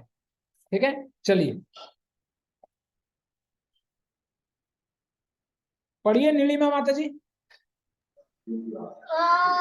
हरे कृष्ण प्रभु जी। यस माता जी, पढ़िए। देवता सर्वोच्च भगवान की सरकार में अधिकारी और निर्देशक होते हैं। हमें अधिकारियों या निर्देशकों द्वारा नहीं, सरकार द्वारा बनाए गए कानूनों का पालन करते हैं। इसलिए देवताओं की पूजा करने की कोई आवश्यकता नहीं है। भौतिक इच्छाओं के लिए उनकी पूजा करना उन्हें रिश्वत देने जैसा है। हरे कृष्ण। हरे कृष्ण माता जी। तो देखिए बड़ा सिंपल है कि यदि हम देवी देवताओं के पीछे जाते हैं तो इसका मतलब क्या है, जैसे हम लोग सरकारी काम करवाने के लिए घूस देते हैं अंडर द टेबल, टेबल के नीचे से, तो देवताओं का पूजन भी वही है और हम करते भी वही है। हमें ऐसा कोई मतलब नहीं है। हम तिरुपति जाते हैं, क्यों जाते हैं? अपना गंदे गंदे बाल देने के लिए बालाजी को जाते हैं। बालाजी का दर्शन, बालाजी का आशीर्वाद लेने के लिए नहीं जाते। कैसे हम अपने का वो क्या बोलते हैं, घुंघरेला बाल, सीधा बाल, स्ट्रेटेंड बाल, वो क्या हो जाता है बाल पर, जो भी हो जाता है, उन गंदे बालों को भगवान को चढ़ाने के लिए जाते हैं कि भगवान बस अपना, हम तो कुछ दे नहीं सकते, बस गंदे बाल दे रहे हैं, डैंड्रफ भरा बाल आपको दे रहे हैं, आप मुझे अच्छी नौकरी दे देना। हम जाते हैं तिरुपति इसीलिए। और देखिएगा साउथ में तो ये बहुत बड़ा मतलब ये प्रचलन है कि जहां किसी तीर्थ में गए सबसे पहले अपने बालों को, गंदे बालों को भगवान को दे दो, और कुछ मत दो। अपने अहंकार को मत दो, अपने जिह्वा स्वाद को मत दो, लेकिन सिर्फ बाल को दे दो, क्योंकि बाल से कोई फर्क पड़ता नहीं। आज काटा अच्छा है, हैदराबाद बेंगलोर में 200 रुपए ले लेते हैं बाल काटने के लिए। एक बार काटेंगे 4 महीना चलेगा, सर कट मुंडवा लिया तो सिर्फ गंदे बालों को हम देते हैं, लेकिन दूसरा कुछ नहीं करते। इसीलिए हम देवी देवताओं के पीछे जाकर उनका भी अपमान ना करें और अपना भी इज्जत खराब ना करें। इसलिए बोला गया कि जब हम भगवान को पूजते हैं तो सारे देवी देवता का पूजन अपने आप संतुष्ट हो जाते हैं। इसलिए आप देखेंगे ऐसा बहुत बार कहा गया है संतों के मुख से, मैं ऐसा बहुत बार सुना है कि जब आप देवी देवताओं को छोड़कर भगवान को पकड़ने के लिए चलेंगे तो देखिएगा रास्ते में बहुत सारे रुकावट आएंगे, और रुकावट बाहर से नहीं आएंगे, आपके घर से ही चालू होंगे। आपके माता पिता ही सबसे पहले कहेंगे अरे अरे ऐसा मत करो, शिव जी का चित्रपट नहीं रखोगे तो ऐसा अशुभ हो जाएगा। चार्जर बंद कर दिया। हाँ, गणेश जी का नहीं रखोगे तो ये हो जाएगा, लक्ष्मी जी का नहीं रखोगे तो ये हो जाएगा। मतलब इतने सारे व्यवधान आपके जीवन में प्रकट होंगे कि आप सोचेंगे अरे यार वही पिछला ही ठीक था यार। 4, 5, 20, 25 अपना शोकेस खोलो, शोरूम की तरह सब लोगों को अंदर डालो और अगरबत्ती दिखाओ और जय श्री राम आगे बढ़ो। सिर्फ भगवान को पकड़ने लगेंगे तो बड़ा दिक्कत है, सबसे पहले रुकावट आएगा। तो इसीलिए संत जन कहते हैं कि ये रुकावट देवी देवताएं ही प्रकट करते हैं, क्योंकि उनको ये नहीं चाहिए कि हमारा क्लाइंट भगवान के पास चले जाए, क्योंकि भगवान के पास जाएंगे तो फिर उनके कैटेगरी से निकल जाएंगे, उनका कंट्रोल से निकल जाएंगे हम, फिर सब कुछ भगवान के माध्यम से ही हमारे जीवन में होने लगेगा। इसीलिए बोला, भागवत कहती है यथा ही स्कंद शाखा नाम तरोर्मूल अवशेषणम एवं आराधनम विष्णु सर्वेशाम आत्मनश्चहि, कि यदि हम भगवान को पकड़ेंगे तो सब देवी देवता उनके अंदर अपने आप आ जाते हैं। ठीक वैसे ही जैसे वृक्ष के जड़ में जल देने से पेड़ की हर शाखाओं तक, हर टहनियों तक जल स्वतः ही पहुंच जाता है। ठीक है, अब यहां बताया गया है देवता के उपासक वास्तव में कृष्ण की पूजा करते हैं, लेकिन गलत तरीके से। जैसे सीधे जड़ के बजाय पेड़ की पत्तियों और शाखाओं को सींचना, है ना, कि हम शाखाओं को सींच रहे हैं, लेकिन वो पानी जब नीचे जमीन पर पड़ता है तो वो जो जड़ नीचे जो फैला हुआ है वो जड़ अपने आप खींच लेता है। तो हमें मेहनत पेड़ पर नहीं करना चाहिए, हमें मेहनत सीधा भगवान के लिए करना चाहिए। भगवान की भक्ति हम करेंगे तो सब अपने आप, सब स्वतः होने लगेगा धीरे धीरे धीरे धीरे। पढ़िए, कौन पढ़ेगा? रीता माता जी पढ़िए।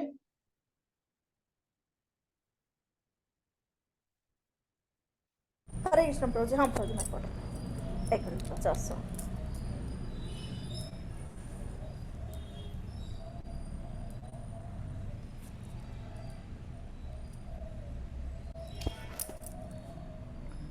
देव पूजा अधिकारियों और निदेशकों को सरकार के प्रतिनिधि के रूप में नियुक्त किया जाता है और अधिकारियों और निदेशकों को कुछ रिश्वत देना अवैध है। इसे यहाँ अवधि पूर्वकर्म के रूप में कहा गया है। दूसरे शब्द में कृष्ण देवताओं की अनावश्यक पूजा का अनुमोदन नहीं करते। सर्वोच्च भगवान की पूजा, प्रत्येक व्यक्ति को केवल परम भगवान कृष्ण को अपनी पूजा अर्पित करनी चाहिए। ये स्वचालित रूप से भगवान के विभिन्न अधिकारियों और निर्देशकों को संतुष्ट करेगा। हरे कृष्ण प्रभु। हरे कृष्ण माता जी। देखिए यहाँ भगवान स्पष्ट रूप से, आप यदि भगवत गीता और अच्छे से पढ़ेंगे तो वहाँ भगवान बताते हैं कि देवताओं की पूजा करने की कोई जरूरत नहीं है। यदि हम भगवान को पूजेंगे तो सब काम स्वतः हो जाएगा। क्योंकि जैसे हम एक उदाहरण दिया जाता है हमेशा कि 2000 नोट में अब बंद हो गया, अलग बात है, जिनके पास भी है वो बैंक में जल्दी जमा कराएं सितंबर से पहले, नहीं तो फिर वो बर्बाद हो जाएगा आपका 2000। तो 2000 नोट के अंदर आपका 200, 500, 10, 20, 50 सब आ जाते हैं। लेकिन यदि आपका 20 रुपया होगा तो वो उसके अंदर 2000 आता नहीं। 20 रुपया का मतलब है सिर्फ 20 रुपया। लेकिन यदि 2000 का नोट रहेगा तो 500, 200, 100, 50, 20, 10 सब उसके अंदर आ जाते हैं। उसी तरह यदि हम भगवान की पूजा करेंगे तो सब अपने आप धीरे धीरे धीरे धीरे भगवान की मर्जी से आपके जीवन में होने लगेगा। और आपके जीवन में जो आध्यात्मिक, आदि भौतिक है ना, ये जितने भी 3 ताप हैं ये सब धीरे धीरे हटने लगेंगे। जो श्रीमद् भागवतम कहता है, श्रीमद् भागवतम क्या कहता है इसके बारे में? जो श्लोक हम लोग हर रोज पढ़ते हैं भागवत पढ़ने से पहले,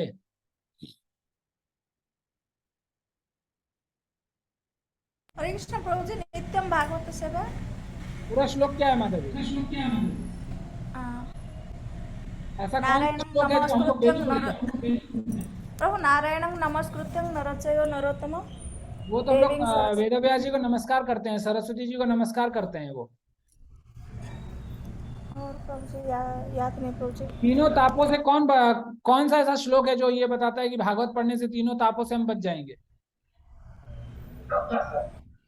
ओम पूर्णमदः पूर्णमिदं, वो है प्रभु जी। माता जी वो तो हम लोग कहीं पढ़ते ही नहीं है भागवतम पढ़ने समय। अच्छा, नष्ट प्रायेषु भद्रेषु नित्यम भागवतम सेव्या भगवत उत्तम श्लोके भक्ति भरवती नैष्टिकी। कि जितने भी क्रियाकलाप हैं, कलमश हैं हमारे जीवन में, भागवत पढ़ने से, भागवत का सेवन करने से नित्यम डेली 31 के 31 दिन, 30 के 30 दिन, 365 के 365 दिन, जब हम प्रतिदिन भागवत का सेवन करते हैं तो सारे ताप हमारे जीवन से अपने आप चले जाते हैं। क्यों? क्योंकि भागवतम में और भगवान में कोई अंतर नहीं है। भागवतम भगवान का वांगमय स्वरूप है, शब्दमय स्वरूप है। और इसीलिए भागवत को हम पकड़ेंगे, भगवान को पकड़ेंगे तो सब अपने आप जीवन में होने लगेगा। पढ़िए चंचल माता जी, पढ़िए।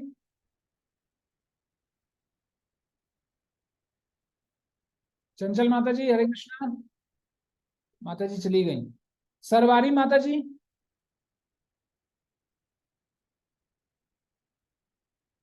रुचि माता जी पढ़िए। संतोष माता जी पढ़िए। हरे कृष्णा। यस माता जी पढ़िए, माता रुचि माता जी। ते तं भुक्त्वा सर्वलोकं विशालं क्षीणे पुण्ये मृत्युलोकं विशन्ति। एवं त्रयी धर्ममनुप्रपन्ना गतागतं कामा लभन्ते। इस प्रकार जब वह उपासक विस्तृत स्वर्गिक इंद्रिय सुख को भोग लेते हैं और उनके पुण्य कर्मों के फल क्षीण हो जाते हैं तो वे मृत्यु लोक में पुनः लौट आते हैं। इस प्रकार जो तीनों वेदों के सिद्धांतों में दृढ़ रहकर इंद्रिय सुख की गवेषणा करते हैं उन्हें जन्म मृत्यु का चक्र ही मिल पाता है। तो यहाँ पर आप निष्कर्ष बता रहे हैं कि हमने बहुत गधों की तरह हम लोग खटे और ब्रह्मलोक, महरलोक, जनलोक, तपलोक सब गए, लेकिन फिर क्या हुआ वहां जाने के बाद? वहां जाने के बाद का स्टोरी है ये कि एक बार शने पुण्य मर्त्य लोकम विशंति, है ना। जब तक दुकान पे खड़े हैं, जब तक पैसा गिन रहे हैं, तब तक ठीक है। ये तो वही बात है कि जब ट्रेन रिजर्वेशन कराते हैं, अभी लोग रिजर्वेशन करा रहे हैं बेंगलोर से वृंदावन जाने के लिए, जैसे ही मथुरा आएगा आपको उतरना पड़ेगा, नहीं तो उसके बाद वाले स्टेशन में जो चढ़ेगा आपके सीट पर आपको धक्के मार के निकाल देगा। कि जब तक पैसा है, जब तक का रिजर्वेशन था तब तक ठीक है, उसके बाद उतरो चुप से, नहीं उतरोगे तो उतार दिया जाएगा आपको। इसलिए जब तक पुण्य है, जब तक कमाया हुआ परिश्रम है अपने साथ, तब तक वहां ऐश करेंगे, खाएंगे, पिएंगे, नाचेंगे, गाएंगे, खूब नाचेंगे। लेकिन जहां एक बार शने पुण्य मर्त्य लोकम, एक बार पुण्य क्षीण हुआ, पॉकेट से पैसा खत्म हुआ, उसी तरह मर्त्य लोकम विशंति, फिर यूटर्न मार के सीधा इस मर्त्य भूमि पर आ जाएंगे। इसलिए ये निर्णय है कि हम यदि ऊपर के लोकों में जाते हैं तो वहां होता क्या है, वहां से हमारा आना निश्चित है। ऐसा नहीं है कि हम वहां जाकर हमेशा के लिए ऐश करेंगे। वहां पर जब तक है कैश तब तक है ऐश, कैश खत्म हुआ ऐश भी खत्म हुआ। अब देखिए आगे क्या बता रहे हैं, पढ़िए। कौन पढ़ेगा? सोनिया माता जी पढ़िए।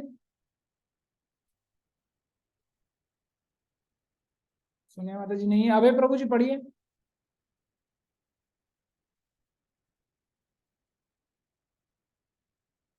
प्रभु जी मैं पढ़ूं? हाँ रेणु माता जी पढ़िए। हरे कृष्णा प्रभु जी। हाँ हरे कृष्ण माता जी पढ़िए। देव पूजा का फल क्या होता है? देवताओं की पूजा से प्राप्त लक्ष्य भी अस्थाई नश्वर ग्रह होते हैं। हम स्वर्ग, इंद्रलोक या स्वर्ग लोक जा सकते हैं, लेकिन जब तक हमें आध्यात्मिक बोध नहीं होता तब तक हमें बार बार नीचे आना पड़ता है। हरे कृष्णा प्रभु। हरे कृष्णा माता जी। और देखिए इंग्लिश में लिखा हुआ है, no one can escape it, अब्रह्मा भुवना लोका पुनरा आवर्तिनो अर्जुन। कि आप यदि सर्वोच्च सत्य लोक ब्रह्मलोक भी तक भी चले जाएंगे, वहां पर भी जन्म मृत्यु जरा व्याधि है। वो अलग बात है कि उसका तरीका अलग है, लेकिन है, आपको मिटना पड़ेगा। अपना अस्तित्व हमें मिटे, हमारा अस्तित्व मिटेगा। इसलिए यहाँ बताया गया कि हम कहीं भी चले जाएं, जब तक हमें आध्यात्मिक बोध, और ये आध्यात्मिक बोध क्या है, किस चीज के बारे में हमें बोध होना चाहिए? मीना माता जी। हरे कृष्ण प्रभु जी, जन्म मृत्यु जरा व्याधि। हाँ, तो इनसे हम कैसे छूटेंगे? प्रभु जी जब तक हरिनाम नहीं लेते हैं, भगवान का पूजा विधि नहीं, कृष्णा का पूजा नहीं करते, तब तक नहीं, कृष्णा ही हमको मुक्ति दिला सकते हैं। भक्ति के द्वारा प्रभु जी, भक्ति के द्वारा। लेकिन आध्यात्मिक बोध मतलब हम जब तक हमें ये बोध नहीं होगा कि हम भगवान के अंश हैं। देखिए हम भगवान कृष्ण, जैसे विनीता माता जी ने कहा कि हमें कृष्ण की भक्ति करनी है। हम कृष्ण की भक्ति कब कर सकेंगे? जब ये फिलॉसफी, जब ये दर्शन हम समझ पाए, अपने जीवन में उतार पाए कि हम शरीर नहीं आत्मा है, और आत्मा भगवान का अंश है। हम संसार के अंश नहीं है, संसार का अंश ये शरीर है। जब इस शरीर से चेतना निकल जाती है, संसार क्या करता है? शरीर को कब्रिस्तान तक पहुंचा देता है, जला देता है, खाक में मिला देता है। लेकिन ये जो नश्वर आत्मा है, वो भगवान अपने पास ले जाते हैं। क्यों? क्योंकि हम भगवान के अंश हैं। जब इसका बोध हमें हो जाता है कि हमारा स्वरूप जो है वो भगवान का अंश है, वो बोध हो जाता है, तब इस चक्कर से हम, ये जो जन्म मृत्यु जरा व्याधि है, इस चक्कर से हम निकल पाते हैं। आप देखेंगे अभी ज्यादातर समाज में आप लोगों ने ये बात सुनी होगी कि बहुत लोग कहते हैं कि आज के समाज में सबसे भाग्यवान इंसान कौन है? तो लोग कहते हैं कि जो इंसान दवाई नहीं खाता वही सबसे भाग्यवान इंसान है। आप लोगों ने शायद सुना होगा, मैंने बहुत बार सुना है। क्यों? क्योंकि आज आप देखेंगे 10 लोगों को खड़ा कीजिए, 10 में से 9 लोग, 9 क्या 9.5, वो 10 वाला भी खाता होगा कुछ ना कुछ, 9.5 लोग कम से कम दवाई खा रहे हैं किसी ना किसी कारण से। कोई बाल काला करने के लिए खा रहा है, कोई बाल को भूरा करने के लिए खा रहा है, कोई पतला होने के लिए खा रहा है, कोई मोटा होने के लिए खा रहा है, लेकिन खा सब रहे हैं। और बहुत दुर्भाग्य से आपको कोई सौभाग्य इंसान मिलेगा जो दवाई किसी भी रूप से, किसी भी कारण दवाई नहीं खा रहा है। तो ये जो बीमारी है, इससे हम कैसे बच सकते हैं? क्योंकि हम, जैसे अभी नीलिमा माता जी ने कहा कि अगला जन्म मिलेगा, तो अगला जन्म कहीं भी अच्छे तरीके से क्यों ना मिल जाए, आप अंबानी के घर में भी क्यों ना जन्म ले लें दोबारा, वहां भी बीमारी होगा। वहां भी आकाश अंबानी को आप देखेंगे, पहले अभी 2-3 साल पहले आप देखे होंगे तो ये मोटा था, अभी इतना सिकुड़ गया है। वो ऐसे ही सिकुड़ नहीं किया गया, बहुत पैसा खर्चा किया होगा, क्योंकि चर्बी आकाश अंबानी को पहचानती नहीं, चर्बी तो चर्बी ही है, वो जैसे घटना है वैसे ही घटेगा वो।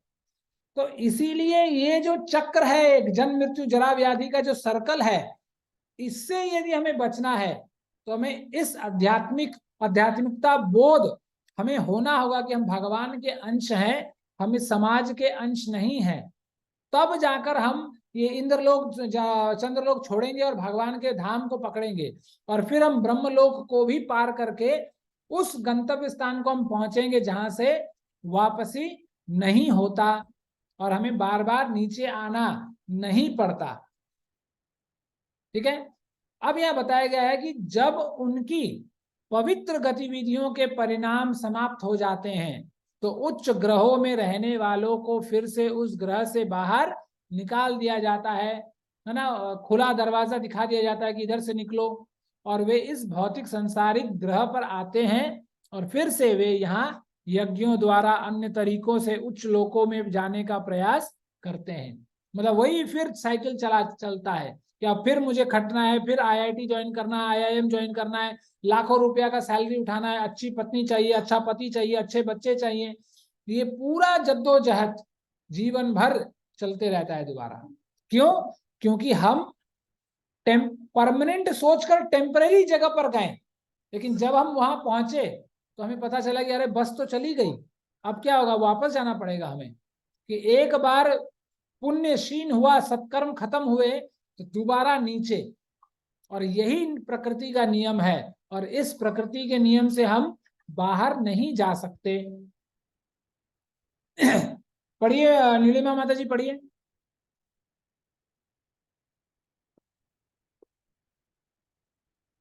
नेहा माता जी पढ़िए। हरे कृष्णा प्रभु जी। यस माता जी पढ़िए। जिन्हें उच्च ग्रह प्रणालियों में पदोन्नत किया जाता है, जीवन की लंबी अवधि का आनंद लें। इंद्रिय तृप्ति के लिए बेहतर सुविधाएं वहां हमेशा रहने की इजाजत नहीं है। ज्ञान की पूर्णता प्राप्त नहीं की, कृष्ण को समझने में विफल, जो सभी कारणों का कारण है, जीवन के अंतिम लक्ष्य को प्राप्त करने के लिए व्याकुल हो जाता है। उच्च ग्रहों पर पदोन्नत होने और फिर फेरिस व्हील की तरह नीचे आने की दिनचर्या के अधीन। हरे कृष्ण प्रभु। हरे कृष्ण माता जी। तो जब हम मान लीजिए स्वर्ग लोक चले गए तो हमारा बहुत बड़ा आयु हो गया। जैसे आप लोगों को मैंने बताया है कि हमारा 6 महीना देवताओं का 1 दिन होता है, तो सोचिए कितना लंबा उनका आयु है। तो आयु बहुत दिनों तक आनंद लूटता है, खूब मजे लेता है, इंद्र तृप्ति के लिए बेहतर सुविधाएं, सब कुछ फ्री है, कुछ करने की जरूरत नहीं, जद्दोजहद करने की जरूरत नहीं। पूरा ऐसा रहेगा कि फर्स्ट क्लास AC है ना, ऐसा रहता है कि फर्स्ट क्लास AC जैसा व्यवस्था है, वातावरण है। और मैं बताऊं आपको, देवताओं के शरीर में जैसे हम लोग कुछ थोड़ा काम करते हैं तो पसीना आने लगता है, देवताओं के शरीर में जो पसीने आते हैं उनसे बदबू नहीं निकलता, उससे खुशबू निकलता है। इसलिए वो कभी वो डियो नहीं लगाते, वहां पर डियो चलता नहीं है वहां पर। तो इतना सुविधा, सब कुछ बेहतरीन तरीके से ऑटोमेटिक, वहां पूरा ऑटोमेशन है, सब कुछ ऑटोमेटेड है। किसी के आपको खाना, दाल चावल, फ्राइड राइस, पनीर बटर मसाला बनाने की जरूरत नहीं, सोचा और आ गया, सोचा और आ गया, इतना बेहतरीन फैसिलिटी। लेकिन वहां पर फिर लेकिन वहां हमेशा रहने की इजाजत नहीं है। 4 दिन रहेंगे फिर बोलेंगे चलो हो गया अब निकलो। ज्ञान की पूर्णता प्राप्त नहीं की, लेकिन वहां पर पहुंच के भी हम अपने भोगों को भोगने में ही लगे रहे और ज्ञान को प्राप्त हम कभी नहीं कर सके। वहां पहुंचकर भी कृष्ण को समझ नहीं सके, विफल रहे, जो सभी कारणों का कारण है। जीवन के अंतिम लक्ष्य को प्राप्त करने के लिए व्याकुल हो जाता है। और अंततः जैसे हम लोग भागवत में पढ़ते हैं कि जब परीक्षित महाराज जब सुखदेव महाराज परीक्षित जी को भागवत सुनाने के लिए चले तो देवता भी अमृत का कलश लेकर आए, ये बोलने के लिए कि अच्छा कलश अमृत इनको दीजिए और हमें भागवत सुनाइए, क्योंकि भागवत अमृत, हाँ, भागवत रूपी अमृत को हम पीने से हमें वो प्रदान होगा जो हम देवलोक में भी हमें मिलता नहीं।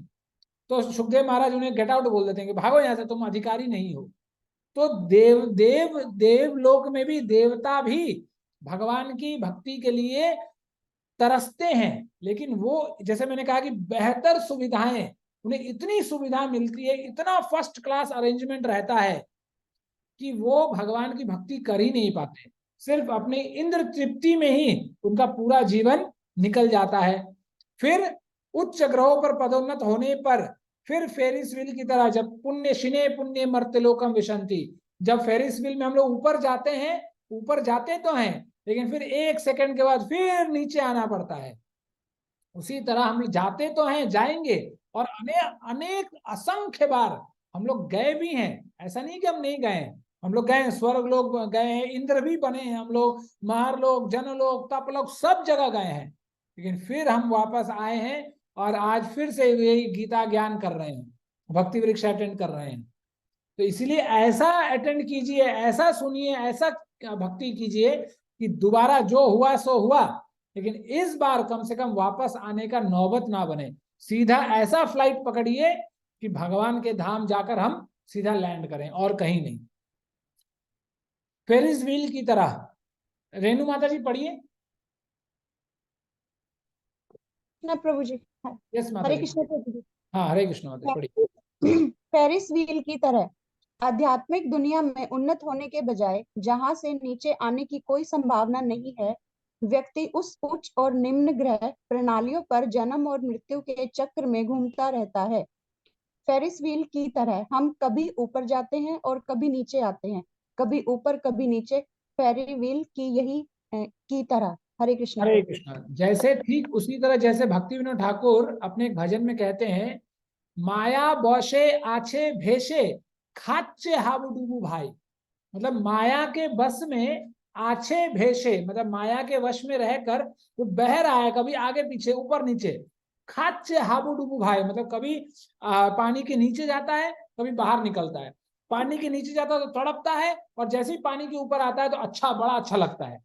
ये सुख और दुख का ही डुबकी है कि जब हमें सुख मिलता है तो बड़ा अच्छा लगता है, दुख मिलता है तो बड़ा मुश्किल लगता है।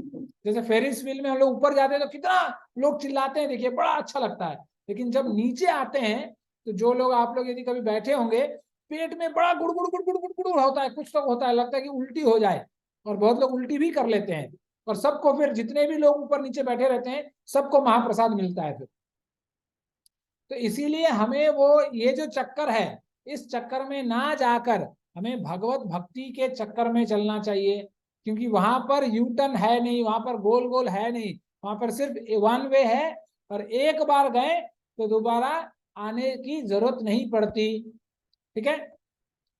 अब पूर्णता कहाँ है, जिसके बारे में हम लोग कह रहे थे कि यदि हम पूर्णता प्राप्त करना चाहते हैं तो हमें आनंद और ज्ञान से भरे शाश्वत जीवन का आनंद लेने के लिए आध्यात्मिक दुनिया गोलोक में जाना चाहिए, और इस दुखी भौतिक अस्तित्व में कभी वापस नहीं आना चाहिए। पूर्णता के लिए हमें आध्यात्मिक दुनिया में जाने की जरूरत है, जहां से कोई वापसी नहीं है। तो एक बार हम चले गए वैकुंठ धाम भगवान की सेवा करने के लिए, भगवान को हमेशा सेवा करने के लिए, खुद को सेवा करवाने के लिए नहीं, एक बार हमने ये डिसाइड कर लिया कि भगवान की ही हमें सेवा करनी है, बस हम वो दिन दूर नहीं जब हम भगवत प्राप्ति हमें हो और हम भी भगवान की सेवा करने के लिए वैकुंठ धाम पहुंचे। तो एप्लीकेशन हम ऐसा कैसे कर सकते हैं? तो समय हुआ है तो हम सिर्फ नीचे वाला सवाल पूछेंगे और आप लोगों को जल्दी जल्दी जवाब देना है, ठीक है? तो फेरिस व्हील से बाहर निकलने के लिए हमने क्या कदम उठाया है, बताइए जल्दी जल्दी। मतलब आसान भाषा में, जन्म मृत्यु जरा व्याधि के चक्कर से निकलने के लिए हम कौन सा प्रयास कर रहे हैं? हरि नाम प्रभु जी। चलिए हरि नाम। क्या अभय प्रभु क्या बताया आपने? भक्ति करना भगवान की। भक्ति करना भगवान की। नीलिमा माता जी? भक्ति भी करना है, हाँ प्रभु जी, भक्ति भी करना है और अच्छा कर्म भी करना है। अच्छा, अच्छा कर्म भी करना है, भक्ति भी करना है। अच्छा, हाँ। देखिए माता जी, इसलिए कहा जाता है प्रभु जी, एक इंसान, गुरु, एक सेकंड माता जी, एक सेकंड। एक इंसान अच्छा हो सकता है, नो डाउट, लेकिन अच्छा इंसान होने का मतलब नहीं है कि आप भक्त हो सकते हैं। लेकिन जो भक्त है वो अच्छा इंसान ऑटोमेटिक हो सकता है। जैसे मैं आपको उदाहरण दूं, मान लीजिए आप रोड पे चल के जा रही हैं, बहुत ट्रैफिक है, एक बूढ़ी माँ रोड क्रॉस करना चाहती हैं, तो आप क्या करती हैं? उस बूढ़ी माँ का हाथ पकड़ती हैं, रोड क्रॉस करवाती हैं। आप अच्छे हैं, गुड, लेकिन आप भक्त नहीं हैं। इसका मतलब नहीं है कि आप भक्ति करते हैं, आप अच्छे हो सकते हैं, लेकिन जो भक्त होता है उसको वो ऑटोमेटिक वो पता होगा कि नहीं, वह एक बूढ़ी अम्मा है जिनको रोड क्रॉस कर पाना है, ट्रैफिक अकेले नहीं कर सकेगी, तो वो अपने आप करवा देता है। तो बोला जाता है कि जब आप भक्ति करेंगे तो सतबुद्धि सत्कर्म सब अपने आप, सात्विकता जीवन में अपने आप चली आती है। उसके लिए आपको प्रयास करने की जरूरत नहीं पड़ती। लेकिन जो सात्विक इंसान को भक्त बनने के लिए प्रयास करनी पड़ती है, ठीक है? तो हम यदि भक्त बनेंगे तो अच्छा इंसान खुद बन जाएंगे और अच्छे कार्य भी हम खुद कर लेंगे, ठीक है? यस माता जी बोलिए। कोई रेणु माता जी या कोई कुछ बोल रहा था? हरे कृष्णा। हरे कृष्णा प्रभु जी। कुछ नहीं, मैं इस बारे में बोल रही थी कि भक्ति तो करनी चाहिए, पर हमें किसी गुरु के आश्रय लेके भक्ति करनी चाहिए, ताकि हमें वो बिल्कुल एक सही प्रमाणिकता के एक तरीके से, एक प्रोसेस में। यस माता जी। और कोई जल्दी जल्दी बताइए माता जी, फिर हम लोग आगे बढ़ेंगे। कोई तैयारी नहीं करा, किसी ने कोई कदम नहीं उठाया है जन्म मृत्यु चक्कर जरा व्याधि से निकलने के लिए, कि हमें फिर दोबारा एक जन्म चाहिए, फिर हम खेलेंगे कूदेंगे नाचेंगे गाएंगे, फिर भक्ति गीता ज्ञान फिर पढ़ेंगे। वही प्रभु जी, भक्ति के तो सॉरी माता जी। एकादशी व्रत रखते हैं। एकादशी व्रत रखते हैं, चलिए। हाँ, अच्छा पॉइंट है कि हम क्या कदम उठा रहे हैं, तो एकादशी व्रत करते हैं। प्रभु जी जप करते हैं। जप करते हैं, एकादशी व्रत करते हैं, और भागवतम पढ़ते हैं, भागवत गीता पढ़ते हैं। भागवत गीता पढ़ते हैं, भगवत गीता पढ़ते हैं, और हरे कृष्णा प्रभु जी अष्टकम पढ़ते हैं। अष्टाष्टकम पढ़ते हैं। यस नेहा माता जी क्या बोल रही थी आप? मैं कहती डेली जप करती है और भगवत गीता पढ़ते हैं। डेली जप करते हैं, भगवत गीता पढ़ते हैं। तो ये जितने भी अंग हैं भक्ति के, इनको हम यदि निरंतर करेंगे, स्वचेष्टा से, जबरदस्ती से नहीं, जबरदस्त तरीके से जब हम करेंगे, तो धीरे धीरे धीरे पहले तो अपना क्लीनिंग होगा, और क्लीनिंग के बाद फिर एलिवेशन भी हमारा होगा, उत्थान भी हमारा होगा, ठीक है? चलिए, nectar of the holy name, नामामृत, कोई पढ़ना चाहेगा? थोड़ा सा बड़ा है, कोई पढ़ना चाहेगा तो पढ़ सकता है, नहीं तो मैं फिर पढ़ूंगा। प्रभु जी पढ़ू मैं? यस राखी माता जी पढ़िए।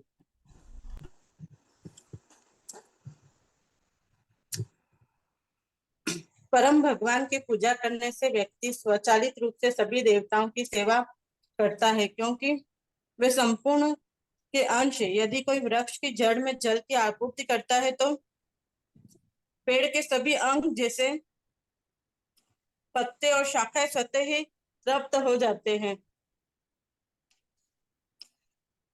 और यदि कोई पेट को भोजन प्रदान करता है तो शरीर के सभी अंग, हाथ पैर उंगलियां आदि पोषित हैं। इस प्रकार पूर्ण पुरुषोत्तम भगवान की पूजा करके व्यक्ति सभी देवताओं को संतुष्ट कर सकता है। लेकिन सभी देवताओं की पूजा करके कोई परम भगवान की पूरी तरह से पूजा नहीं करता है। इसलिए देवताओं की पूजा अनियमित है और यह शास्त्रों के आदेशों का अनादर है। इस कलयुग में देव यज्ञ या देवताओं के लिए यज्ञ करना व्यवहारिक रूप से असंभव है। इस तरह इस युग में श्रीमद् भागवतम संकीर्तन यज्ञ की सिफारिश करता है। यज्ञ संकीर्तन प्रायेर यजंती ही सुमेधस। भाग 11.5.32। इस युग में बुद्धिमान व्यक्ति केवल हरे कृष्ण कृष्ण कृष्ण हरे हरे, हरे राम राम राम हरे हरे का जाप करके सभी प्रकार के यज्ञों का प्रदर्शन को पूर्ण करता है। तस्मिन त्रस्ते जगत त्रस्त। जब भगवान विष्णु संतुष्ट होते तो सभी देवता जो परम भगवान के अंश से संतुष्ट होते हैं। हरे कृष्ण प्रभु जी, दंडवत प्रणाम। प्रणाम माता जी। तो देखिए भगवान यहाँ पर प्रभुपाद क्या कर रहे हैं, देवताओं की पूजा करने से कृष्ण की पूजा नहीं होगी, लेकिन कृष्ण की पूजा करने से देवताओं का पूजा ऑटोमेटिक हो जाएगा। और इस युग में जैसे यहाँ प्रभुपाद बताते हैं कि हमारे लिए व्यवहारिक नहीं है कि हम इतने सारे देवताओं को पूजा करें, पाठ करें, समय दें। यहाँ तो गीता ज्ञान में समय नहीं मिल रहा, लोग सुबह उठ नहीं पा रहे हैं। इसलिए देखिए इतने अभी तक मैं 5 बार गीता ज्ञान करवा चुका हूँ, और अभी तक मेरे वो सुबह में सिर्फ 20 ही लोग आते हैं, देखता हूँ। मतलब लोगों के पास समय नहीं है, सुबह उठ ही नहीं पा रहे हैं। तो इसीलिए हम जब सुबह ही नहीं उठ पा रहे हैं, जब 2 रुपए का नींद हम खर्च नहीं कर पा रहे हैं, तो हम हजार लीटर शुद्ध घी कहाँ से लेकर आएंगे कि हम यज्ञ करें। तो इसीलिए इसके लिए भी भगवान ने हमें इस कलयुग में डिस्काउंट दिया। और चैतन्य महाप्रभु कृष्ण वर्णम तुषा कृष्णम सांगोपांग पार्षदम यज्ञ संकीर्तन प्राय रजंती ही सुमेधसा। भगवान कृष्ण जो है वो भक्त के रूप में आए और अपने पूरे पार्षदों के साथ आए, और उन्होंने यही बताया कि इस कलयुग में जो बुद्धिमान है सुमेधसा, कि जो बुद्धिमान है वो क्या करेंगे, संकीर्तन यज्ञ करेंगे। हरे कृष्णा कृष्णा कृष्णा हरे हरे, हरे राम राम राम हरे हरे। बस कलयुग में हमें भगवान के नामों को पकड़ कर रखना है, यही सबसे बड़ा धन है हमारे जीवन में। इसलिए बोला गया कि कलिकाले नाम रूपे कृष्ण अवतारा, कि इस कलयुग में भगवान नाम के रूप में ही भगवान ने अवतार लिया है। इसलिए यहाँ बोला गया कि तस्मिन तुष्टे जगत तुष्टः, कि भगवान को तुष्ट कर लेंगे तो भगवान पूरा जगत अपने आप तुष्ट हो जाएगा, है ना। जैसे वो हम लोग कहते हैं ना कि मानव सेवा ही माधव सेवा, माधव सेवा ही मानव सेवा है। कि यदि माधव की सेवा करेंगे तो पूरे मानव समाज का कल्याण अपने आप हो जाएगा। ठीक है, उसके बाद प्रचार ही सार है।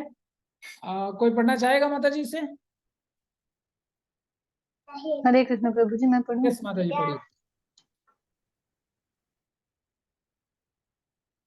पढ़िए माता जी। हाँ प्रभु। प्रचार गतिविधियां प्रभु को संतुष्ट करती हैं। देवताओं को सकाम भक्त या मन में भौतिक इच्छाओं वाले भक्त कहा जाता है, जबकि शुद्ध भक्त निष्काम भक्त कहलाते हैं, क्योंकि उन्हें अपने व्यक्तिगत हितों की कोई इच्छा नहीं होता। सकाम भक्त स्वार्थी होते हैं, क्योंकि वे दूसरों के बारे में नहीं सोचते हैं, और इसलिए वे पूरी तरह से भगवान को संतुष्ट करने में सक्षम नहीं होते हैं। जबकि शुद्ध भक्त अभक्तों को भक्तों में बदलने, प्रभु जी 1 मिनट लार्ज कर रही हूँ, एनलार्ज कर रही हूँ। ठीक है ठीक है। जबकि शुद्ध भक्त अभक्तों को भक्तों में बदलने की मिशनरी जिम्मेदारी लेते हैं, और इसलिए वे भगवान को संतुष्ट करने में सक्षम होते हैं। देवताओं से भी अधिक भगवान अभक्तों से बेखबर हैं, हालांकि वे सभी के हृदय में शुभ चिंतक और परमात्मा के रूप में बैठे हैं। हालांकि वे उन्हें मिशनरी गतिविधियों में लगे अपने शुद्ध भक्तों के माध्यम से अपनी दया प्राप्त करने का मौका भी देते हैं। कभी कभी भगवान स्वयं मिशनरी गतिविधियों के लिए अवतरित होते हैं, जैसा कि उन्होंने भगवान चैतन्य के रूप में किया था, लेकिन ज्यादातर वे अपने प्रामाणिक प्रतिनिधियों के भेजते थे, और इस प्रकार वे अभक्तों के प्रति अपनी आहायतु की दया दिखाते थे। भगवान अपने शुद्ध भक्तों से इतने संतुष्ट हैं कि वे उन्हें मिशनरी सफलता का श्रेय देना चाहते हैं, हालांकि वे व्यक्तिगत रूप से काम कर सकते थे। यह संकेत करता है कि सकाम भक्तों की तुलना में अपने शुद्ध निष्काम भक्तों के साथ संतुष्ट है।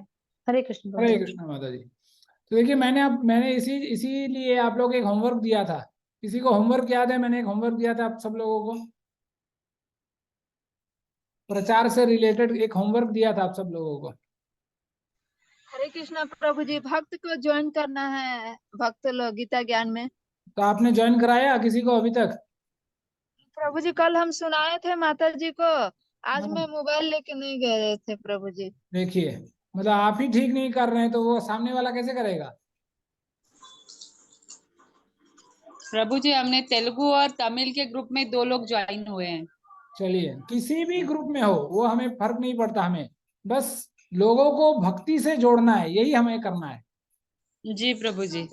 हमें अपना काउंटिंग नहीं बढ़ाना है। काउंटिंग बढ़ाने का वो जिम्मा ठेका नहीं लेना है कि हिंदी में ही बढ़े किसी में भी बढ़े, लेकिन बढ़ना चाहिए। और कोई? सब अभी भी चेष्टा ही कर रहे हैं क्या? चलिए, तो इसीलिए प्रचार ही सार है और प्रचार हमें जीवन में प्रभु जी करना है। जल्दी कोई ज्वाइन करता नहीं है एक्चुअली। मैंने ये वाला कम से कम 25 लोगों को भेजा था, जिसमें खाली 2 लोगों ने ज्वाइन किया है। माता जी, मैं ये मैसेज जब भी होता है, चाहे गीता ज्ञान हो या भक्ति वृक्षा, मैं 1000 लोगों को भेजता हूँ माता जी। उसमें सिर्फ आते हैं 14-20, ज्यादा नहीं। तो ठीक है, हमें उससे कोई फर्क नहीं पड़ता है। हमें सिर्फ अपना प्रचार का कार्य करना है। हमें प्रचार करना है। कितने जुड़ेंगे नहीं जुड़ेंगे वो ठाकुर जी की मर्जी है। हमें पूरा दम लगाकर एक तरीके से सिस्टमेटिक वे में हमें प्रचार करना है, फिर लोग अपने जुड़ेंगे। हरे कृष्णा प्रभु जी। यस माता जी, बोलिए। प्रभु जी मैंने ना ग्रुप बनाया है, जैसे जो एकादशी नहीं रखते उनसे रखवाती हूँ। जैसे मेरे पास 28 लोगों का ग्रुप है, तो मैं चाहती हूँ कि वो भी क्लास करें, तो आप उनको ऐड कर सकते हो। आप एक काम कीजिए माता जी, आप मुझे उस ग्रुप में ऐड कीजिए ताकि मैं मैसेज उस ग्रुप में डाल सकूं माता जी। प्रभु जी आपका नंबर तो नहीं पता ना मुझे? आप मुझे अपना नंबर बता दीजिए तो आप मुझे कॉल कर लीजिए। हाँ लिखिए प्रभु जी प्लीज, फिर मैं भूल जाऊंगी। बताइए माता जी जल्दी से। 93 93 हाँ बताइए। 50 9350